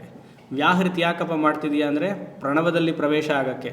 ಪ್ರಣವ ಯಾಕೆ ಮಾಡ್ತಿದೀಯಪ್ಪ ಅಂದರೆ ಮೌನದಲ್ಲಿರೋಕ್ಕೆ. ಯಾಕೆ ಮೌನದಲ್ಲಿರ್ತೀಯಾ? ಶೋಕಮೋಹನ ಇಲ್ಲ, ಜ್ಞಾನದಿಂದ ಮೌನ. ಪ್ರಣವ ಹೇಳ್ತಾ ಇದ್ದರೆ ನಿಮಗೆ ಮಾತಾಡಬೇಕು ಅಂತ ಅನಿಸಲ್ಲ. ನೀವು ಯಾರನ್ನಾರು ಬಾಯಿ ಮುಚ್ಚಿಸ್ಬೇಕು ಮನೇಲಿ ಅಂದರೆ ಓಂ ಹೇಳು ಮೊನ್ನೆ. ಎಷ್ಟೊತ್ತು ಹೇಳಬೇಕು? 45 ನಿಮಿಷ ದೀರ್ಘವಾಗಿ ಓಂ ಹೇಳಿ ಅಂದು ಯಾರೂ ಮಾತಾಡಲ್ಲ. ಅದು ಹಾಗೆ ಮನಸ್ಸನ್ನೆಲ್ಲ ಪ್ರಶಾಂತತೆ ಮಾಡಿಬಿಡುತ್ತೆ. ಮನೇಲಿ ಬೆಸ್ಟ್ ರೆಮಿಡಿ, ಇಬ್ಬರು ಗಲಾಟೆ ಮಾಡ್ಕೊಳ್ಬಾರ್ದು. ಮನೇಲಿ ಒಬ್ರಿಗೊಬ್ರಿಗೆ ಆಗ್ತಿದ್ದಾರೆ ಅಂತಂದರೆ ಓಂ ಹೇಳ್ರಿ ಅಂತ ಹೇಳಿದ್ರೆ ಮುಗಿದಾಯ್ತು. ಇಲ್ಲ ನೀವೇ ಸುಮ್ಮನೆ ಓಂ ಅಂತ ಶುರುವಾಗಿ ಅವರೇ ಓಡೋಗ್ತಾರೆ ಅಲ್ವಾ? ಯಾರೊಬ್ಬರು ಶುರು ಮಾಡಬೇಕು. ಆಮೇಲೆ ಇಬ್ಬರು ಓಂ ಹೇಳಿದ್ರೆ ಅದು ಅಯ್ಯಯ್ಯೋ ಆಗುತ್ತೆ, ಒಬ್ಬರು ಹೇಳಬೇಕು. ಹಾಗೆ ಇರಲಿ. ಛಂದೋಭ್ಯೋದ್ಯಮೃತಾತ್ ಸಂಭಭುವ. ಸಂಭಭುವ ತುಂಬ ಚೆನ್ನಾಗಿ ಪ್ರಣವವು ಎಲ್ಲ ಮಂತ್ರಗಳಿಂದ ಎದ್ದು ಕಾಣ್ತಿದೆಯಂತೆ. ಆ ಪ್ರಣವವು ಸ ಮೇಂದ್ರೋ ಮೇಧಯ ಸ್ಪೃಣೋತು. ಸಹ ಈಶ್ವರ ಪ್ರಣವೇಶ್ವರ ಮೇ ಅಂತಿದೆ, ಅದನ್ನು ಮಾಮ್ ಅಂತ ಮಾಡ್ಕೊಳ್ಬೇಕು. ನನಗೆ ಮೇಧಯ ಇಂದ್ರ, ಇಲ್ಲಿ ಇಂದ್ರ ಅಂದರೆ ಪ್ರಣವಂಗೆ ಹೆಸರು. ವೃಷಭ ಆಗಿ ಇನ್ನೊಂದು ಹೆಸರು ಪ್ರಣವ. ವೃಷಭ ಇಸ್ಕೊಳ್ಟು ಪ್ರಣವ, ಪ್ರಣವ ಇಸ್ಕೊಳ್ಟು ಇಂದ್ರ ಪರಮೇಶ್ವರ. ಸ ಪರಮೇಶ್ವರ ಮಾಂ ಮೇಧಯಾ ಸ್ಪೃಣೋತು, ನನಗೆ ಮೇಧಾಶಕ್ತಿಯನ್ನು ಕೊಡಲಿ. ಸ್ಪೃಣೋತು ಶಂಕರಾಚಾರ್ಯರು ಬಲಯಿತು ಅಂತಾರೆ. ಪೂರ್ತಿ ಪ್ರಣವ ಹೇಳಿ ನನಗೆ ಮೇಧಾಶಕ್ತಿ ಬರಬೇಕು. ಇಷ್ಟು ದಿವಸ ಹೇಳಿರೋದೆಲ್ಲ ಚೆನ್ನಾಗಿ ಕೇಳಿಸ್ಕೊಳ್ಬೇಕು. ಮತ್ತು ಕೇಳಿಸ್ಕೊಂಡಿದ್ದು ಮನಸ್ಸಿನಲ್ಲಿ ನಾಟಬೇಕು. ಅದನ್ನು retaining power, grasping power. First grasp ಮಾಡಬೇಕು. ಧಾರಣಾಶಕ್ತಿಯನ್ನು ಮಾಡ್ಕೊಂಡಿದ್ದನ್ನು ಉಳಿಸ್ಕೊಳ್ಬೇಕು ಮನಸ್ಸಿನಲ್ಲಿ ಅಲ್ವಾ? 9:30 ಪಾಠ ಆಗಿದ ತಕ್ಷಣ ಅಡುಗೆ ಮನೆಗೆ ಹೋಗಿ ಏನು ಮಾಡಿದ್ಯಾ ಇವತ್ತು ಅಡುಗೆಗೆ? ಚಪಾತಿನಾ ಮುದ್ದೆನಾ ಇಲ್ಲ ಬೆಳಗ್ಗೆ ಮಧ್ಯಾಹ್ನದ್ದೇನಾ ಕೇಳಬಾರ್ದು. 9:30 ಆದಮೇಲೆ ಏನು ಹೇಳಿದ್ರು ಅದನ್ನು ಒಂದು ಚಿಕ್ಕದು ನೋಟ್ಸ್ ಮಾಡಬೇಕು. ಇವಾಗ ಮಾಡ್ಕೊಂಡಿರೋದು ಸರಿ, ಚೆನ್ನಾಗಿ ಶ್ರವಣ ಮಾಡಿ, ಇಲ್ಲ ನಾನು ಆಮೇಲೆ ಕೇಳ್ತೀನಿ, ಇವಾಗ ಆಗಲ್ಲ, ಫ್ರೀ ಟೈಮಲ್ಲಿ ಕೇಳ್ತೀನಿ ಅಂದರೆ ಅದೆಲ್ಲ ಹೊರಟೋಗಿರುತ್ತೆ. ಸ್ಟವ್ ಹಚ್ತೀರ ಎಲ್ಲ ಹೊರಟೋಗುತ್ತೆ. ಒಂದು 15-20 ನಿಮಿಷ ಸಾರವಾಗಿ ಮಾಡಬೇಕು. ಅದೇ ರೀಟೈನಿಂಗ್ ಪವರ್, ಗ್ರಾಸ್ಪಿಂಗ್ ಪವರ್. ನೀವು ಆಮೇಲೆ ಕೇಳ್ತೀನಿ ಅಂತಂದರೆ ಮರ್ತು ಹೋಗುತ್ತೆ ಅದು. ಆ ರೀತಿಯಾಗಿ ಸ್ಪೃಣೋತು. ಶಂಕರಾಚಾರ್ಯ ಹೇಳ್ತಾರೆ, ಜೀವನದ ಶೈಲಿಯೇ ಪೂರ್ತಿ ವೇದ ಅಧ್ಯಯನ, ವೇದದ ಧಾರಣಾಶಕ್ತಿ. ಬಲಯಿತುವೆ ಅವ್ರೇನು ಹೇಳ್ತಾರೆ ಅಂದರೆ, ನನ್ನ ಜೀವನದ ಗೋಲ್ ಆಗಬೇಕಂತೆ, ಗುರಿ ಆಗಬೇಕಂತೆ ವೇದ ಮಂತ್ರದ ಅಧ್ಯಯನ ಹಾಗೆ ಧಾರಣ. ಭಗವಂತ ನಮ್ಗೆ ಇಲ್ಲಿವರೆಗೂ ವಯಸ್ಸು ಕೊಟ್ಟಿದ್ದಾನೆ, ಇನ್ನೂ ಉಳಿದಿದ್ದೀವಿ ಅಂತಂದರೆ ಏನಾರ ಸದುಪಯೋಗ ಮಾಡ್ಕೊಳ್ಬೇಕಲ್ವ. ನಿನ್ನೆ ಇದ್ವಿ, ಈ ಶರೀರದಲ್ಲಿ ಜೀವ ಇದ್ದಾನೆ, ನೆನ್ನೆನೂ ಇದ್ದ, ಇವತ್ತು ಇದ್ದೀವಿ, ನಾಳೆ ಇರ್ತೀವೋ ಏನೋ ಗೊತ್ತಿಲ್ಲ, ಇರ್ತೀವಿ ಅಂತ ಒಂದು ಹೋಪ್ಸ್ ಇದೆ. ಉಪಯೋಗ ಮಾಡ್ಕೊಳ್ಬೇಕಲ್ವ ಜೀವನ. ಏನಾರು ಒಂದು ಹೊಸದು ಕಲಿತಾ ಇರಬೇಕಲ್ವ ಅಲ್ವಾ? ಪ್ರಾಣಿಗಳ ಥರ ನಾವು ವರ್ತಿಸ್ಬಿಟ್ರೆ, ಇಲ್ಲ ಸ್ವಾಮಿ ನಮಗೆ ವಯಸ್ಸಾಯಿತು, ಇದೆಲ್ಲ ವೇದವನ್ನು ಯಾರು ಕಲಿತಾರೆ ಅಥವಾ ಅಭ್ಯಾಸವನ್ನು ಮಾಡ್ತಾರೆ, ಅದಕ್ಕೆ ಅಭ್ಯಾಸ ಮಾಡಬೇಕು, ಮೆಮೊರಿಯಲ್ಲಿ ಧಾರಣ ಶಕ್ತಿಯಲ್ಲಿ ಇಟ್ಕೊಳ್ಬೇಕು ಅಂತಾನೆ. ವಯಸ್ಸಾಯಿತು ಅಂತ ಹೇಳಬಾರ್ದು. ವಯಸ್ಸಾಗತ್ತೆ, ಅದು ಹೇಳಿ ಅದರಿಂದ ನಾವು ನೆಗ್ಲೆಕ್ಟ್ ಮಾಡಿ ನನಗೆ ಇವಾಗ ಆಗಲ್ಲ ಅಂತ ಹೇಳಬಾರ್ದು. ನಾನು ಹಿಂದಿನ ಸತಿನೇ ಹೇಳಿದ್ದೆ, ಯಾವುದೇ ಶ್ಲೋಕ ಆಗಲಿ ಮಂತ್ರವಾಗಲಿ 100 ಸತಿ ನೀವು ಅದನ್ನು ಮತ್ತೆ ಹೇಳಿದ್ರೆ ನಿಮಗೆ ಖಂಡಿತ ಅದು ಕಂಠಸ್ಥ ಆಗತ್ತೆ, ಮನಸ್ಸಿನಲ್ಲಿ ನಾಟತ್ತೆ. ಅದು 100 ಸತಿ ಅನ್ನೋದು ಮಂದ ಅಧಿಕಾರಿಗೆ ಹೇಳಿರೋದು. 30-32 ಸತಿ ಒಂದು ಶ್ಲೋಕವನ್ನು ಹೇಳಿಬಿಟ್ರೆ ನಿಮಗೆ ಮಧ್ಯಮಾಧಿಕಾರಿ. 10 ಸತಿಗೆ ನಿಮಗೆ ಬಂದುಬಿಟ್ರೆ ಅದು ಉತ್ತಮಾಧಿಕಾರಿ. 100 ಸತಿನೂ ನೀವು ಬರಲಿಲ್ಲ ಅಂತ ಬಿಡೋದಲ್ಲ, ಖಂಡಿತ ಬರುತ್ತೆ. ಮಂದ ಅಧಿಕಾರಿಗಳು ನಾವು ಅಲ್ವಲ್ಲ. ಅಭ್ಯಾಸ ಮಾಡಬೇಕು. ಗೀತಾ ಒಂದೊಂದು ಶ್ಲೋಕ ತಗೊಂಡು 700 ಶ್ಲೋಕವನ್ನು 700 ಸತಿ ಹೇಳಬೇಕು. ಯಾಕೆ ಬರಲ್ಲ ಗೀತಾ? ಯಾಕೆ ಬರಲ್ಲ ಉಪನಿಷತ್ಸು? ಪ್ರಯತ್ನ ಪಡಲ್ಲ ಅಷ್ಟೇ. ನಾವು ಒಂದು ಸಾಧನೆ ಏನು ಎಲ್ಲರೂ ತುಂಬ ಚೆನ್ನಾಗಿ ಮಾಡ್ತಾಯಿದ್ದೀವಿ ಅಂದರೆ ಆಲಸ್ಯದ ಸಾಧನೆ ಚೆನ್ನಾಗಿ ಮಾಡ್ತಿದ್ದೀವಿ. ಆಲಸ್ಯ, ಲೇಜಿ ಸಾಧನೆ, ನಾಳೆ ಮಾಡೋಣ, ಮುಂದಿನ ಮಾಡೋಣ. ಶಾಸ್ತ್ರ ಖಂಡನೆ ಮಾಡುತ್ತೆ. ಯಾರು ಆಲಸ್ಯದಿಂದ ಇರ್ತಾರೋ ಬಯತ್ತೆ ಶಾಸ್ತ್ರ. ವಯಸ್ಸು 60 ಆಗೋಯ್ತು 70 ಆಗೋಯ್ತು, ನನಗೆ ಗ್ರಹಣ ಇಲ್ಲ ಅಂತಿಲ್ಲ. ಯಾಕೆ? 1947 ಏನಾಯಿತು ಅನ್ನುವಂಥ ಚಿಂತನೆ ಇದೆ. ಅವಾಗ ಮನೆ ಕಟ್ಟಿಸ್ತಾ ಇದ್ದೆ, ಫ್ಲೋರ್ ಬಿದ್ದೋಯ್ತು ಅಂತ ಚಿಂತನೆ ಇದೆ. 1947 ಏನಾಯಿತು ಅಂತ. ಯಾಕೆ ಈ ವೇದ ಮಂತ್ರ ಬರಲ್ಲ? ಅಥವಾ ಯಾವುದೋ ಒಂದು ಶ್ಲೋಕ ಯಾಕೆ ಬರಲ್ಲ? ಮೆಮೊರಿ ಇದೆ ಅಂತ ಆಯ್ತು ಅವಾಗ. ಈಗ ಇದೆಲ್ಲ ಒತ್ತಕ್ಷರ ಸ್ವಾಮಿ, ಇದೆಲ್ಲ ಕಷ್ಟ, ಹೇಳ್ಕೊಳಕ್ಕಾಗಲ್ಲ. ಚಿಕ್ಕ ವಯಸ್ಸಲ್ಲೇ ಮಾಡಬೇಕಾಗಿತ್ತು. ಚಿಕ್ಕ ವಯಸ್ಸಲ್ಲಿರೋದೆಲ್ಲ ಜ್ಞಾಪಕ ಇದೆಯಲ್ಲ ನಿಮಗೆ, ಅಲ್ವಾ? ಮನು ಹೇಳ್ತಾನೆ, ಗತೇ ವಯಸ್ಸಿ ಯದ್ಗ್ರಾಹ್ಯ ವಿದ್ಯಾ ಸರ್ವಾತ್ಮನ ಬುಧೈಃ ಯದ್ಯಪಿ ಸ್ಯಾನ್ನ ಫಲದ ಅನ್ಯಸಾ ಸುಲಭ ಅನ್ಯಸಾ ಜನ್ಮನಿ. ಗತೇ ವಯಸ್ಸಿ ಯದ್ಗ್ರಾಹ್ಯ ವಿದ್ಯಾ ಸರ್ವಾತ್ಮನ ಬುಧೈಃ. ವಯಸ್ಸಾಯಿತು ಅಂತ ಬಿಡಬೇಡ. ಬುಧೈಃ ಸರ್ವಾತ್ಮನ ಬುಧೈಃ ಅಸ್ಮಿನ್ ಜನ್ಮನಿ ಯದ್ಯಪಿ ಸ್ಯಾನ್ಯ ಫಲದ. ಈ ಜನ್ಮದಲ್ಲಿ ಇದು ಕೊಡಲ್ಲ ಅಂದರೆ ಅಸ್ಮಿನ್ ಜನ್ಮನಿ ನ ಫಲದ ಸುಲಭಾಸ ಅನ್ಯ ಜನ್ಮನಿ. ಮುಂದಿನ ಜನ್ಮಕ್ಕೆ ನಿಂಗೆ ತುಂಬ ಸಹಾಯ ಆಗತ್ತಪ್ಪ. ಮನುವಿನ ಮಾತು. ಮನು ಓದೋದೇ ಇಲ್ಲ ನಾವು, ಅಲ್ವಾ? ಸ್ಪೃಣೋತು ಮೇಧಯ. ಜೀವನ ಪೂರ್ತಿ ಮೇಧಾಶಕ್ತಿ, ಧಾರಣಶಕ್ತಿಯಲ್ಲಿ ಮತ್ತೆ ಮತ್ತೆ ಅದನ್ನೇ ಹೇಳ್ತಾ ಇರಬೇಕು ಅಂತ. ಬೇಜಾರಾಗಲ್ವ ಸ್ವಾಮೀಜಿ? ಅದೇ ಹೇಳ್ತಾರೆ. ಎಷ್ಟು ಸತಿ ಅದೇ ನಾವು ಮಾತಾಡಲ್ವಾ? ಮನೇಲಿ ಎಷ್ಟು ಸತಿ ಅದೇ ಒಂದು ಮಾತಾಡಲ್ಲ? ಬೇಜಾರಾಗತ್ತೆ ನಮಗೆ. ಯಾಕೆ ಇಲ್ಲಿ ಮಾತ್ರ ಲೋಕಲ್ ಅನಸ್ತೇಷ್ಯ? ಈ ವಿಚಾರದಲ್ಲಿ ಮಾತ್ರ ಯೋಚನೆ ಮಾಡಿ. ಸ್ಪೃಣೋತು ಅಮೃತಸ್ಯ ದೇವ ಧಾರಣೋ ಭೂಯಾಸಂ. ಭೂಯಾಸಂ ಮಂತ್ರಗಳಿಂದ ನನ್ನದು ಮಾಡಿಸ್ಕೊಳ್ಬೇಕು ಅಂತಾರೆ ಆಚಾರ್ಯರು. ಭೂಯಾಸಂ ಅಂದರೆ ಈ ಎಲ್ಲ ವೇದ ಮಂತ್ರಗಳು ನನ್ನದಾಗಬೇಕು. Be a possessor of Vedic ಮಂತ್ರಾಸ್.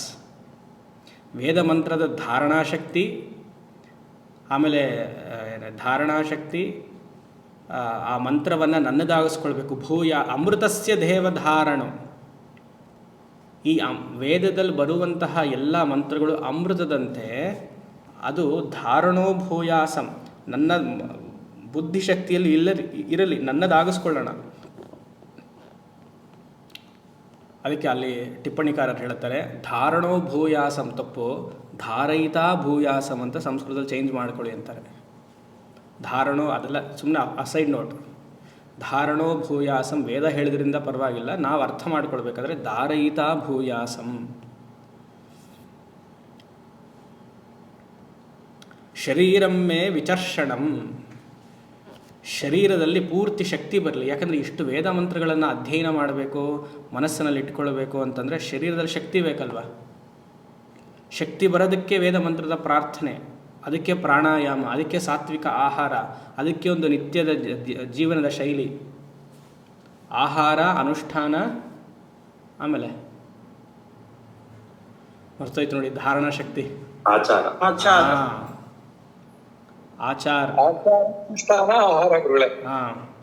ಅದು ಹುಷಾರಾಗಿ ಹೇಳಬೇಕು. ಅದು ಅನಾಚಾರ ಆಗ್ಬೋದು, ಇಲ್ಲ ಅಚ್ಚಾರ ಆಗ್ಬೋದು, ಅಲ್ವಾ? ಆಚಾರ, ಆಹಾರ, ಅನುಷ್ಠಾನ ಇದ್ರೇ ಶರೀರದಲ್ಲಿ ದಾಢ್ಯತೆ, ದೃಢವಾಗಿರ್ತೀವಿ. ವೇದ ಮಂತ್ರಗಳನ್ನೆಲ್ಲ ಹೇಳಬೇಕು ಅಂದರೆ ಕಂಠದಿಂದ ಮಂತ್ರಗಳು ಆಚೆ ಬರಬೇಕು ಅಂದರೆ ಎಷ್ಟು ಶಕ್ತಿ ಇರಬೇಕು. ಸಾತ್ವಿಕ ಆಹಾರ ಬೇಕು, ಎಲ್ಲ ಸಾಧನ ಚತುಷ್ಟಯ ಸಂಪತ್ತಿ ಎಲ್ಲ ಗುಣಗಳು ಇರಬೇಕು. ವಿಶೇಷವಾಗಿ ಪ್ರಾಣಾಯಾಮ ಅದೆಲ್ಲ ಬರಲಿ. ಈ ಮೇಧಾ ಸೂಕ್ತದ ಪಾರಾಯಣದ ಅದೆಲ್ಲ ಬರಲಿ ಅಂತ. ಶರೀರಂ ಮೇ ವಿಚರ್ಷಣಂ. ಬ್ರಹ್ಮಜ್ಞಾನಕ್ಕೂ ಬೇಕು, ವೇದದ ಮಂತ್ರಕ್ಕೂ ಬೇಕು. ಮಲ್ಟಿವಿಟಮಿನ್ಸ್ ತಗೊಳ್ಳದೆ ಬರಬೇಕು. ನ್ಯೂಟ್ರಿಲೈಟ್ ಮಲ್ಟಿವಿಟಮಿನ್ಸ್ ತಗೊಳ್ಳದೆ ಶಕ್ತಿಯಲ್ಲಿ ಇದಿರಬೇಕು, ಅಲ್ವಾ? ಜಿಹ್ವಾಮೆ ಮಧುಮತ್ತಮ. ಅಷ್ಟೇ ಅಲ್ಲ, ನಾನು ಯಾರತ್ತಾದರೂ ಮಾತಾಡಬೇಕಾದ್ರೆ ಸಿಹಿಯಾಗಿ ಮಾತಾಡಬೇಕು. ಜಿಹ್ವ, ನಾಲಿಗೆಯಲ್ಲಿ ಮಧುಮತ್ತಮ. ಅದಕ್ಕೆ ಕೃಷ್ಣ 17ನೇ ಅಧ್ಯಾಯದಲ್ಲಿ ಹೇಳೋದು, ಅನುದ್ವೇಗಕರಂ ವಾಕ್ಯಂ ಸತ್ಯಂ ಪ್ರಿಯಹಿತಂ ಚಯತ್ ಸ್ವಾಧ್ಯಾಯಾಭ್ಯಸನಂ ಚೈವ ವಾಂಗ್ಮಯಂ ತಪ ಉಚ್ಯತೆ. ಈ ಥರ ಮೇಧಾಶಕ್ತಿ ಚೆನ್ನಾಗಿದ್ರೇ ಎಂಜಾಯ್ ಮಾಡ್ಬೋದು. ಗೀತಾ ಎಂಜಾಯ್ ಮಾಡ್ಬೋದು, ವೇದ ಎಂಜಾಯ್ ಮಾಡ್ಬೋದು, ಎಲ್ಲ ಸಮಗ್ರ ಶಾಸ್ತ್ರವು ಟಿಪ್ಪಣಿಕಾರರು ಏನು ಹೇಳ್ತಾರೆ, ಭಾಷ್ಯಕಾರರು ಏನು ಹೇಳ್ತಾರೆ ಎಂಜಾಯ್. ಇದೇ ಗ್ಲೋರಿ, ಇದೇ ವಿಭೂತಿ ಅಲ್ವಾ. 17ನೇ ಅಧ್ಯಾಯದ 15ನೇ ಶ್ಲೋಕ ಅಂದ್ಕೊಳ್ತೀನಿ. ಅನುದ್ವೇಗಕರಂ ವಾಕ್ಯಂ ಸತ್ಯಂ ಪ್ರಿಯಹಿತಂ ಚಯತ್ ಸ್ವಾಧ್ಯಾಯ ಅಭ್ಯಾಸನಂ ಚೈವ ವಾಂಗ್ಮಯ ಉಚ್ಯತೆ. ವಾಕ್ ತಪಸ್ಸು ಅಂತಾನೆ ಕೃಷ್ಣ. ಇನ್ನೊಬ್ಬರಿಗೆ ರಾಜಸಿಕ ಮನೋವೃತ್ತಿ ಬರದೇ ಇರೋ ಹಾಗೆ ನೀನು ಮಾತಾಡು, ಇನ್ಸ್ಟಿಗೇಟ್ ಮಾಡಬೇಡ. ಅನುದ್ವೇಗಕರಂ, ಉದ್ವೇಗ ಬರುವಂತಹ ಮಾತಾಡಬೇಡ. ಸತ್ಯಂ, ಸಾಧ್ಯವಾದಷ್ಟು ಸತ್ಯವಾದ ಮಾತನಾಡು, ಇಲ್ವಾ ಸುಮ್ಮನಿದ್ದು ಬಿಡು. ಅನುದ್ವೇಗಕರಂ ವಾಕ್ಯಂ ಸತ್ಯಂ ಪ್ರಿಯಂ. ಆ ಪ್ರಿಯಮ್ಮೇ ಇಲ್ಲಿ ಮಧುಮತ್ತಮ. ನೀವು ಒಬ್ಬರ ಹತ್ರ ಮಾತಾಡ್ತಿದ್ದೀರಾ ಅಂದರೆ ನಿಮ್ಮ ಮಾತು ಇನ್ನೊಬ್ರು ಕೇಳಬೇಕು, ಆ ರೀತಿಯಾಗಿ ಮಾತಾಡಬೇಕು. ಬಂದ್ರಪ್ಪ ಸಾಕು ನಿಲ್ಲಿಸಿ ಅಂತ ಹೇಳಬಾರ್ದು. ಅದು ಯಾರು? ಶರಜ್ಜೋತ್ಸ್ನ ಶುದ್ಧಾಂ ಶಶಿಯುತ ಜಟಾಜೂಟ ಮಕುಟ. ಇದು ಬಿಡಲ್ಲ ನಾನು, ಇದು ತುಂಬ ಇಷ್ಟ ನನಗೆ. ಶರಜ್ಜೋತ್ಸ್ನಾಂ ಶುದ್ಧಾಂ ಶಶಿಯುತ ಜಟಾಜೂಟ ಮಕುಟ ವರತ್ರಾಸತ್ರಾಣ ಸ್ಫಟಿಕ ಘಟಿಕಾ ಪುಸ್ತಕಕರಾಂ ಸಕೃನ್ನತ್ವಾ ನತ್ವಾ ಕಥಮಿವ ಸತಾಂ ಸನ್ನಿಧದತೆ ಮಧುಕ್ಷೀರದ್ರಾಕ್ಷ ಮಧುರೀಣಾ ಫಣಿತಯ. ಒಬ್ಬರು ಭಕ್ತರು ಬಂದಿದ್ದರು, ಸುಮಾರು ಒಂದು 2 ವರ್ಷ ಆಯಿತು, 32 ವರ್ಷ, ಈಗ 35 ಆಗಿರ್ಬೋದು. ಶ್ರೀವಿದ್ಯೆ ಉಪಾಸಕರು. ಏನು ಜೀವನದಲ್ಲಿ ಶ್ರೀವಿದ್ಯೆ ತೊಗೊಂಡು, ಸುಮಾರು ಜನ ನೋಡಿ ಶ್ರೀವಿದ್ಯೆ ತೊಗೊಂಡ್ರೆ ಚೆನ್ನಾಗಿ ಆಗ್ಬಿಡ್ತಾರೆ ಅಂತಾರೆ. ತೊಗೊಂಡು ಏನೂ ಆಗಿಲ್ಲ, ಹಾಗೇ ಇತ್ತು. ಸರಿ, ಯಾರೋ ಒಬ್ರು ಹೇಳಿ, ಇಲ್ಲಿ ಯಾರೋ ಸ್ವಾಮಿಗಳಿದ್ದಾರೆ, ಅವರು ಏನು 3 ಹೊತ್ತು ಮಾಡೋಕ್ಕಿಲ್ಲ, ನೀವು ಹೋಗಿ ಅವ್ರನ್ನ ನೋಡ್ಕೊಂಡು ಬನ್ನಿ ಅಂತ ಕಳಿಸಿದ್ದಾರೆ. ಸೊ ಇಲ್ಲಿ ಬಂದಿದ್ದರು. ಏನೋ ಯಾವ ಗುರುಗಳಿಂದ ತೊಗೊಂಡೆ, ಈ ಗುರುಗಳಿಂದ ತೊಗೊಂಡು ಇಷ್ಟ ಆಯಿತು, ಇಷ್ಟೆಲ್ಲ ಜಪ ಮಾಡಿದ್ದೀನಿ, ಏನು ಮೇಧಾಶಕ್ತಿನೇ ಇಲ್ಲ. ನಾನು ಹೇಳಿದೆ, ಈ 15 ಸೌಂದರ್ಯ ಲಹರಿಯ 15ನೇ ಶ್ಲೋಕವನ್ನು ದಿನಕ್ಕೆ 108 ಸತಿ ಹೇಳಿ. 108 ಇಷ್ಟೊತ್ತಾಗುತ್ತೆ, 3/4 ಗಂಟೆ ಆಗುತ್ತೆ. ಅಯ್ಯೋ 3/4 ಗಂಟೆ ಆಗಲ್ಲ, ಆಫೀಸ್ಗೆ ಹೋಗಬೇಕಲ್ಲ. ಬೆಳಗ್ಗೆ 32, ಸಂಜೆ 32, ರಾತ್ರಿ ಮಿಕ್ಕಿದ ಬ್ಯಾಲೆನ್ಸ್ 35 ಸತಿ ಹೇಳಿ. ನೀವು ನಂಬಲ್ಲ, ಇವತ್ತು ಅವರು ಕೆಲಸವನ್ನು ಚೇಂಜ್ ಮಾಡಿ ತಮಿಳ್ನಾಡು ಜರ್ನಲಿಸ್ಟ್ ಆಗಿ ಗಂಟೆಗಟ್ಟಲೆ ಮಾತಾಡ್ತಾರೆ ತಮಿಳಲ್ಲಿ. ಇವತ್ತು ಪ್ರತಿ ಗುರುವಾರ ನನಗೊಂದು ಮೆಸೇಜ್ ಹಾಕ್ತಾರೆ, ಈ ಶ್ಲೋಕವನ್ನು ಕಳಿಸಿ ನಿಮ್ಮನ್ನು ಜ್ಞಾಪಿಸ್ಕೊಳ್ತಾ ಇದ್ದೀನಿ ಹಾಗೆ ಅಂತ. ಆ ರೀತಿಯಾಗಿದೆ ಇದು ಮಂತ್ರ. ನೀವು ತುಂಬ ಚೆನ್ನಾಗಿ ಮಾತಾಡಬೇಕಾ, ವಾಕ್ ಸಿದ್ಧಿ ಬರಬೇಕಾ, ವಾಕ್ ಸಿದ್ಧಿಗಿಂತ ವಾಕ್ ಶುದ್ಧಿ ಬರಬೇಕಾ. ಶುದ್ಧಿ ಬಂದರೆ ತಾನೇ ಸಿದ್ಧಿ ಆಗೋದು ಅಲ್ವಾ. ಅದಕ್ಕೆ ಸಂಕಲ್ಪ ವಾಕ್ ಶುದ್ಧ್ಯರ್ಥಂ ತದಂತರ ಸಿದ್ಧ್ಯರ್ಥಂ. ಎಲ್ಲಿ ವಾಕ್ ಶುದ್ಧಿ ಇದೆಯೋ ಅಲ್ಲಿ ಸಿದ್ಧಿಗೆ ಪ್ರಾರ್ಥನೆ ಮಾಡೋದು ಬೇಡ, ಬಂದುಬಿಡುತ್ತದು. ಈ ಮಂತ್ರ ಅದು ಕೊಡುತ್ತೆ. ಮಧು ಸಿಹಿಯಾಗಿರಬೇಕು. ಸ್ವಾಧ್ಯಾಯಾಭ್ಯಸನಂ ಚೈವ. ಸ್ವಾಧ್ಯಾಯ, ಯಾರು ಚೆನ್ನಾಗಿ ಅಧ್ಯಯನ ಮಾಡಿರ್ತಾರಲ್ವ ಅವ್ರ ಮಾತು ಕೇಳಿಸ್ಕೊಳಕ್ಕೆ ಇಷ್ಟ ಆಗುತ್ತೆ. ಯಾರು ಅಧ್ಯಯನ ಮಾಡಲ್ಲ ಅವ್ರ ಮಾತು ಶುಷ್ಕವಾದ ಮಾತು, ಏನೂ ಅದರ ತೂಕವಿರಲ್ಲ, ಖಾಲಿಯಾಗಿರುತ್ತೆ. ಏನೋ ಪ್ರಾಟಲಿಂಗ್ ಅಂತಾರಲ್ವ, ಅಧ್ಯಯನ ಇಲ್ಲದ ಮಾತು ಪ್ರಾಟಲಿಂಗ್ ಥರ ಇರುತ್ತೆ. ಯಾಕಂದರೆ ಯಾರು ಅಧ್ಯಯನ ಮಾಡಿರ್ತಾರೋ ಅವ್ರ ಮಾತು ತೂಕವಾಗಿರುತ್ತೆ, ಮತ್ತು ಯಾವ ಮಾತು ಬಂದ್ರೂ ಅದು ಸತ್ಯವಾಗಿರುತ್ತೆ, ಪ್ರಿಯವಾಗಿರುತ್ತೆ, ಉದ್ವೇಗಗೊಳ್ಳದೇ ಇರುವಂತಹ ಮಾತಿರುತ್ತೆ. ಅದನ್ನೇ ಕೃಷ್ಣ ಅಲ್ಲಿ ಹೇಳ್ತಾ ಇರೋದು. ವಾಕ್ ತಪಸ್ಸಿದು. Let's talk. ಏನು ಮಾತಾಡ್ಬೇಕು? Let's talk. ಹೇಳು, ನೀನು ಹೇಳು. ಸಾಟರ್ಡೆ ಸಂಡೇ ಆಯಿತು, ಹೇಳು. Let's talk. Let's catch up. For what? Unnecessary talking. ಮಧುಕ್ಷೀರದ್ರಾಕ್ಷ ಪುರುಷಾರ್ಥ ಮಧುರೀಣಾ ಫಲಿತಯ. Let's meet together. Long time we didn't meet, our family members, we friends did not meet together. Let's meet. ಏನಪ್ಪ ಮಾಡ್ತೀಯಾ? ಮಧುಕ್ಷೀರದ್ರಾಕ್ಷ. ಆ ಬೇರೆ ಮಧು ಹಾಕ್ತೀಯ ಅಷ್ಟೇ ಅಲ್ವಾ? ಯೋಚನೆ ಮಾಡು. ಎಂಥ ಪ್ರಾರ್ಥನೆ. ಜಿಹ್ವಾಮಿ, ನನ್ನ ನಾಲಿಗೆಯಲ್ಲಿ ಸಿಹಿಯಾಗಿರುವಂತಹ ಮಾತು, ಇನ್ನೊಬ್ಬರಿಗೆ ಹಿತಕರವಾಗಿರುವಂಥ ಮಾತಾಡಲಿ ಅಂತ ಪ್ರಾರ್ಥನೆ. ಯೋಚನೆ ಮಾಡಿ. ಕರ್ಣಾಭ್ಯಾಂ ಭೂರಿ ವಿಶ್ರುವಂ. ಕರ್ಣಾಭ್ಯಂ ಕಿವಿ ಪೂರ್ತಿ ಸದ್ವಿಚಾರವನ್ನೇ ಕೇಳುವಂಥದ್ದಾಗಲಿ. ಭೂರಿ ಮತ್ತೆ ಮತ್ತೆ ಭೂರಿ ವಿಶ್ವಂ 24 ಗಂಟೆ ಒಳ್ಳೆ ವಿಚಾರವನ್ನೇ ಕೇಳ್ತಿರಬೇಕು, ಸತ್ಸಂಗ ಕೇಳ್ತಿರಬೇಕು, ಉಪನಿಷತ್ ಕೇಳಬೇಕು, ಗೀತಾ ಕೇಳಬೇಕು, ರಾಮಾಯಣ ಮಹಾಭಾರತ ಹಲವಾರು ಆಚಾರ್ಯರನ್ನ ಕೇಳಬೇಕು. ಅಯ್ಯೋ ಸ್ವಾಮೀಜಿ ನೀವು ಬೇಜಾರು, ಸರಿ ಬೇರೆ ಇನ್ನೊಬ್ಬರ ಆಚಾರ್ಯರನ್ನ ಕೇಳಿ, ಅವ್ರದ್ದು ಕೇಳಿ, ಇವ್ರದ್ದು ಕೇಳಿ, ಮತ್ತೊಂದು ಕೇಳಿ. ಬಹುಭ್ಯಾಂ ಶ್ರೋತವ್ಯಂ ಬಹುಧಾ ಶ್ರೋತವ್ಯಂ ಬಹುಭಿಃ ಶ್ರೋತವ್ಯಂ. ಕೇಳಿದ್ದನ್ನು ಮತ್ತೆ ಕೇಳಿ. ಇನ್ನೊಬ್ಬರ ಆಚಾರ್ಯರು ಹೇಗೆ ಹೇಳ್ತಾರೆ ಕೇಳಿ. ಒಬ್ಬೊಬ್ಬರು ಆಚಾರ್ಯರು ಪ್ರೆಸೆಂಟ್ ಮಾಡುವಂಥ ವಿಧ ಬೇರೆ ಥರ ಇರುತ್ತೆ, ಅದೆಲ್ಲ ಕೇಳಬೇಕು. ಕಿವಿಗೆ ಸುಮ್ಮನೆ ಹಿಂಗೆ ಚುಚ್ಚಿಸ್ಕೊಳ್ಳೋದಲ್ಲ, ಇಲ್ಲಿಂದ ಪೂರ್ತಿ ತಲೆ ಇಲ್ಲಿವರೆಗೂ ಚುಚ್ಚಿಸ್ಕೊಂಬಿಟ್ಟು ಕಿವಿನೇ ಕಾಣಲ್ಲ, ಆ ಥರ ಚುಚ್ಚಿಸಿರ್ತಾರೆ. ಕರ್ಣಾಭ್ಯಾಂ ಭೂರಿ ವಿಶ್ರುವಂ. ಅದಕ್ಕೆ ಹೇಳೋದು ಶಾಸ್ತ್ರ, ಹಸ್ತಸ್ಯ ಭೂಷಣಂ ದಾನಂ. ಕೈಗೇನಪ್ಪ ಭೂಷಣ? ಬಳೆನ? ಕೈಗೆ ಭೂಷಣ ದಾನ. ಹಸ್ತಸ್ಯ ಭೂಷಣಂ ದಾನಂ. ಕಂಠಕ್ಕೇನು ಭೂಷಣ? ಸತ್ಯಸ್ಯ ಭೂಷಣಂ ಕಂಠಂ. ಕುತ್ತಿಗೆಯಲ್ಲಿ ಸರಿ ಅದು ಬೇಡಿ, ಚಿನ್ನ ಇರಬೇಕಾ ನೆಕ್ಲೆಸ್ ಇರಬೇಕಾ ಸತ್ಯವಾಗಿರಬೇಕಾ? ಸತ್ಯವನ್ನು ನೀವು ಹೇಳಿದ್ರೆ ಚಿನ್ನಕ್ಕಿಂತ ನೆಕ್ಲೆಸ್ಗಿಂತ ಭೂಷಣ ಅದು. ಶಾಸ್ತ್ರಂ ಶ್ರೋತ್ರಸ್ಯ ಭೂಷಣಂ. ಏನಾದ್ರು ಮಾತಾಡಬೇಕು ಅಂದರೆ ಕೇಳಿಸ್ಕೊಳ್ಳೋ ಅಂತಾಗಿರಬೇಕು. ಸ್ವಾರ್ಥದ ಮಾತು, ನೀನು ಯಾಕೆ ಹಾಗೆ ಮಾಡಿದೆ, ಇದೇ ಮಾತು. ಈ ಥರ ಇದ್ದಾಗ ಏನೋ ಭೂಷಣೇ ಕಿಂ ಪ್ರಯೋಜನ, ಬೇರೆ ಭೂಷಣಗಳಿಂದ ಏನು ಉಪಯೋಗ ಅಲ್ವಾ? ಯೋಚನೆ ಮಾಡಿ. ಕರ್ಣಾಭ್ಯಾಂ ಭೂರಿ ವಿಶ್ರುವಂ ಜಿಹ್ವಾಮೇ ಮಧುಮತ್ತಮ. ಮಧು ಅಂತ ಒಂದು ಪೋರ್ಷನ್ ಇದೆ ಬೃಹದಾರಣ್ಯಕದಲ್ಲಿ, ಮಧುಬ್ರಾಹ್ಮಣಂ ಅಂತ ದೊಡ್ಡ ಪೋರ್ಷನ್. ಅಲ್ಲಿ ಮಧು ಅಂದರೆ ಬ್ರಹ್ಮ ಅಂತ. ಬ್ರಹ್ಮ ಈಸ್ ವೆರಿ ಸ್ವೀಟ್, ಮಧುಬ್ರಾಹ್ಮಣಂ ಅಂತ. ಅಂದರೆ ಮಧುಬ್ರಾಹ್ಮಣದಲ್ಲಿ ನಿನ್ನ ಬಗ್ಗೆ ನೀನೇ ಯೋಚನೆ ಮಾಡು, ಎಷ್ಟು ಸಿಹಿಯಾಗಿದೆಯಾ ನೀನು ಅಂತ. ಬ್ರಹ್ಮ ಎಷ್ಟು ಸಿಹಿಯಾಗಿದ್ದಾನೆ. ಇವಾಗ ನಾವು ರುದ್ರಾಭಿಷೇಕದಲ್ಲೆಲ್ಲ ಮಾಡಲ್ವ, ಜೇನಿಗೆ ಅಭಿಷೇಕ ಮಾಡ್ತಿರ್ತಾನೆ ಮಧು. ಏನು ಹೇಳ್ತೀವಿ? ಮಧುವಾತ ಋತಾಯತೆ ಮಧುಕ್ಷರಂತಿ ಸಿಂಧವಃ ಮಾಧ್ವೀರ್ನ ಸಂತೋಷಧೀಹಿ ಮಧುನಕ್ತ ಮುತೋಷಸಿ ಮಧುಮತ್ಪಾರ್ಥಿವಗುಂ ರಜಃ ಮಧುಧ್ಯೌರಸ್ತು ನಃ ಪಿತಾ ಮಧುಮಾನ್ನೋ ವನಸ್ಪತಿರ್ಮಧುಮಾಗುಂ ಅಸ್ತು ಸೂರ್ಯಃ ಮಾದ್ವೀರ್ಘಾವೋ ಭವಂತು ನಃ. ಇದಕ್ಕೆ ಅರ್ಥ ಗೊತ್ತಾ? ಗೊತ್ತಿಲ್ಲ ಸ್ವಾಮಿ.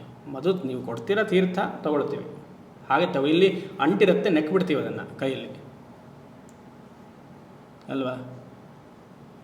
ಯೋಚನೆ ಮಾಡಿ. ಮಧುವಾತ ಋತಾಯತೆ. ವಾತ ಗಾಳಿ ಬರ್ತಾ ಇದೆಯಲ್ವಾ, ಎಲ್ಲ ಋತುಗಳಲ್ಲೂ ಗಾಳಿ ಬರ್ತಲ್ಲ, ಮಧುವಿನಂತೆ ಸಿಹಿದಂತೆ ಹರಿಯಲಿ, ನನ್ನ ಹತ್ರ ಬರಲಿ. ಮಧುವಾತ ಋತಾಯತೆ ಮಧುಕ್ಷರಂತಿ ಸಿಂಧವಃ.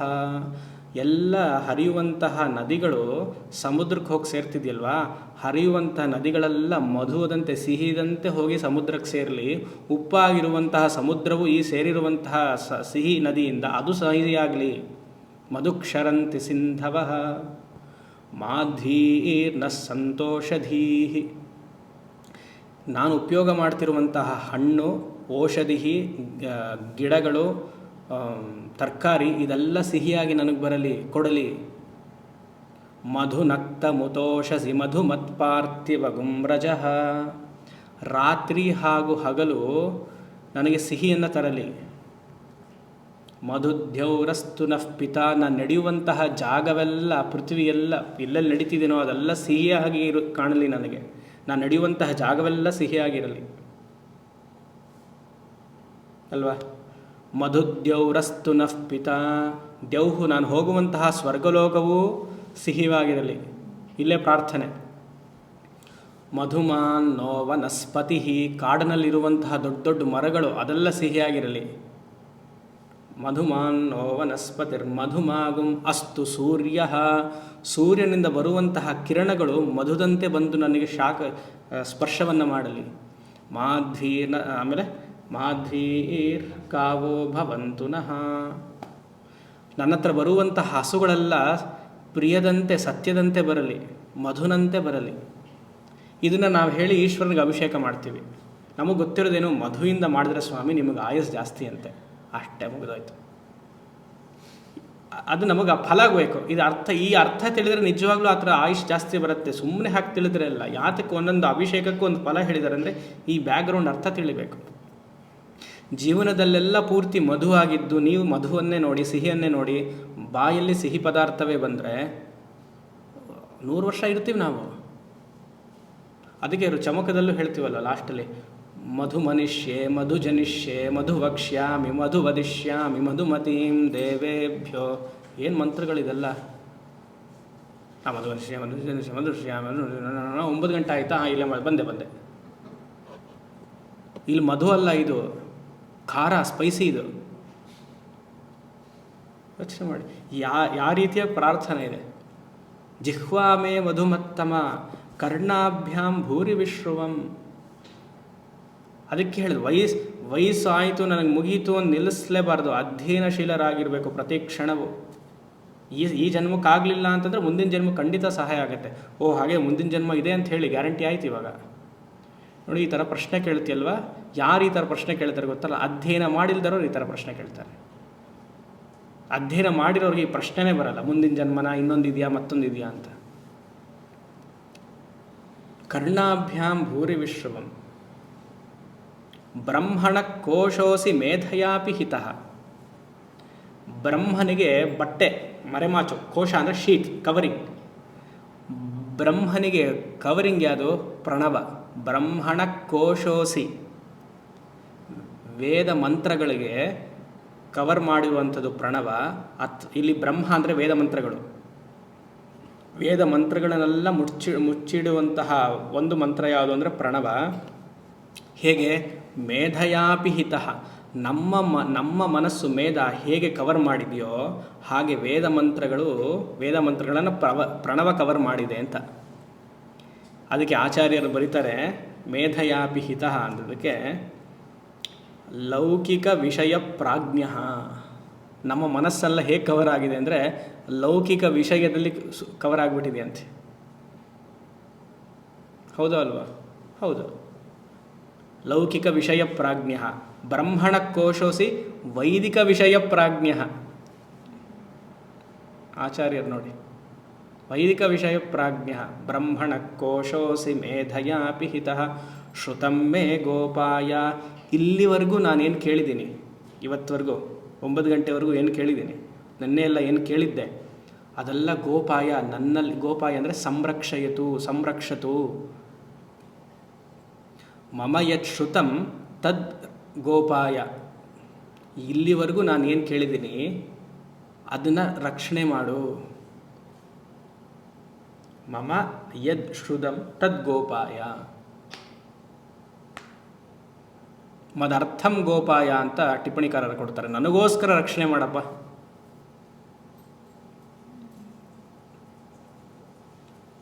ಬ್ರಹ್ಮಣ ಕೋಶೋಸಿ ಮೇಧಯಾಪಿ ಹಿತಃ ಶ್ರುತಂ ಮೇ ಗೋಪಾಯ. ಇವಾಗ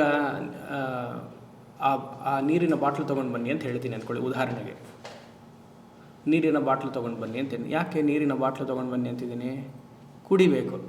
ಆದರೆ ನೀರಿನ ಬಾಟ್ಲು ತೊಗೊಂಡು ಬನ್ನಿ ಅಂತಂದೆ, ಅದೇ ಕವರಿಂಗ್. ಬ್ರಹ್ಮಣ ಕೋಶೋಸಿ ಮೇಧಯಾಪಿ ಹಿತಃ. ಇವಾಗ ಮಡಿಕೆ ನೋಡ್ತೀರಾ, ಮಡಿಕೆ ಕಾರ್ಯ, ಮಣ್ಣು ಕಾರಣ. ಯಾಕೋ ಈ ಸತಿ ಶಿಕ್ಷಾವಲ್ಲಿ ವೇದಾಂತ ಬರಲ್ಲ. ಇವಾಗ ಮಡಿಕೆ ನೋಡ್ತಾ ಇದ್ದೀವಿ, ಆದರೆ ನಿಜವಾಗ್ಲೂ ಏನದು? ಮಣ್ಣನ್ನು ಯಾವುದು ಮುಚ್ಚಿದೆ? ಮಡಿಕೆ ಮುಚ್ಚಿದೆ. ಅದೇ ಕಾರ್ಯ. ಹೇಗೆ ನಮ್ಮ ಮೇಧಸ್ಸು ಏನು ಮುಚ್ಚಿದೆ ಅಂದರೆ ಲೌಕಿಕ ವಿಷಯ ಪ್ರಾಜ್ಞೆ ಮುಚ್ಚಿದೆ. ವೇದ ಮಂತ್ರಗಳನ್ನು ಯಾವುದು ಮುಚ್ಚಿದೆ? ಪ್ರಣವ ಮುಚ್ಚಿದೆ. ಪ್ರಣವದ ಉಚ್ಚಾರದಿಂದ ವೇದದ ಮಂತ್ರವನ್ನು ಅರ್ಥ ಆಗುತ್ತೆ. ಅದು ವೇದ ಮಂತ್ರ ಅರ್ಥದಿಂದ ಪ್ರಣವ ಅರ್ಥ ಗೊತ್ತಾಗುತ್ತೆ. ಅಲ್ಲಿ ವರ್ಷ. ಆದರೆ ಆ ಎಕ್ಸಾಂಪಲ್ ನೀವು ಎಕ್ಸ್ಟ್ರಾಪುಲೇಟ್ ಮಾಡಿಬಿಟ್ರೆ ಪ್ರಾಬ್ಲಮ್ ಆಗುತ್ತೆ. ಈ ಮೇಧಯಾಭಿಶ್ರುತ ಹಾಗೆ ಮಾಡಬಾರ್ದು. ನಮ್ಮ ಮೇಧಸ್ಸಲ್ಲಿ ಅಂದರೆ ಬುದ್ಧಿಶಕ್ತಿಯಲ್ಲಿ ಲೌಕಿಕ ವಿಷಯ ಇರೋದ್ರಿಂದ ಈ ಸಾಧನೆಗಳು, ಈ ಜಿಹ್ವಾಮೆ ಮಧುಮತ್ತಮ ಯಾವುದು ಫಲಿಸ್ತಾ ಇಲ್ಲ ನಮಗೆ. ಆ ರೀತಿಯಾಗಿ ಪ್ರಾರ್ಥನೆ ಇರಲಿ ಅಂತ, ಒಳ್ಳೆಯ ಪ್ರಾರ್ಥನೆ. ಇದನ್ನು 16 ಸತಿ ಹೇಳಿಸೋರು. ಮಕ್ಕಳಿಗೆಲ್ಲ ಹೇಳಿಸ್ಬೇಕು ನೀವು. ಉಪನಯನ ಆಗಿರುವಂಥ ಮಕ್ಕಳಿಗೆಲ್ಲ ಹೇಳಿಸ್ಬೇಕು. ಉಪನಯನ ಆಗಿದ್ದೇ ಇರೋ ಮಕ್ಕಳಿಗೆ ಏನು ಮಾಡಬೇಕು ಸ್ವಾಮಿ? ದಕ್ಷಿಣಾಮೂರ್ತಿ ಮಂತ್ರ ಇದೆಯಲ್ಲ, ಅದನ್ನು ಹೇಳಿಸಿ. ಮಹ್ಯಂ ಮೇಧಾಂ ಪ್ರಜ್ಞಾಂ ಪ್ರಯಚ್ಛಸ್ವ ಪ್ರಕರ್ಷೇಣ ಇಚ್ಛಾ ಸ್ವಾಹ. ಹಾಂ, ಮುಂದಿನದು. ಆವಹಂತಿ ವಿತನ್ವಾನಾ ಕುರ್ವಾಣಾಚೀರಮಾತ್ಮನಃ ವಾಸಾಗುಂಸಿ ಮಮಗಾವಶ್ಚ ಅನ್ನಪಾನೇ ಚ ಸರ್ವದಾ ತತೋ ಮೇ ಶ್ರಿಯಮಾವಹ ಲೋಮಶಾಂ ಪಶುಭಿಃ ಸಹ ಸ್ವಾಹಾ ಆಮಾಯಂತು ಬ್ರಹ್ಮಚಾರಿಣಃ ಸ್ವಾಹಾ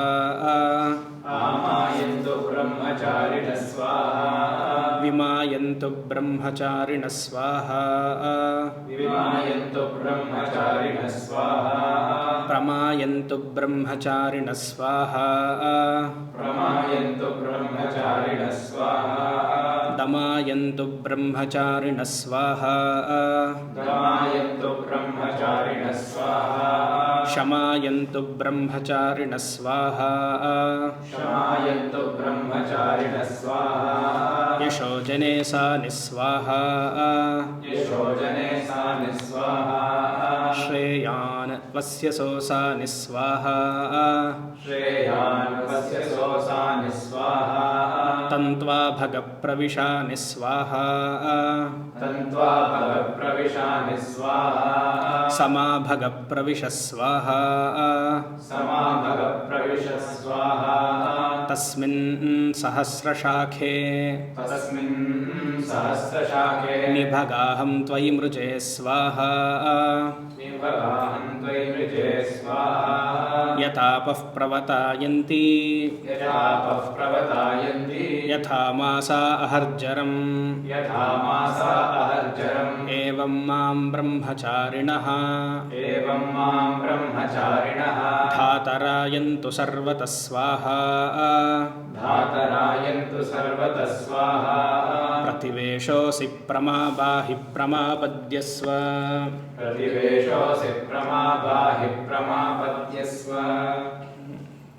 ಮೇಧಾಕಾಮ ಪ್ರಾರ್ಥನಾ ಆಯಿತು.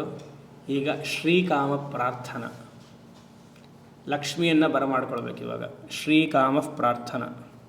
ಸರಸ್ವತಿ ಆಯಿತು, ಇವಾಗ ಲಕ್ಷ್ಮಿ. ಈ ಮಂತ್ರದಲ್ಲಿ ತಥೋ ಮೇ ಶ್ರಿಯಮಾವಹ ಅಂತ ಇದೆ ಅಲ್ವಾ? ತತಃ ಅಂತಿದೆ ಮೂರನೇ ಸಾಲು.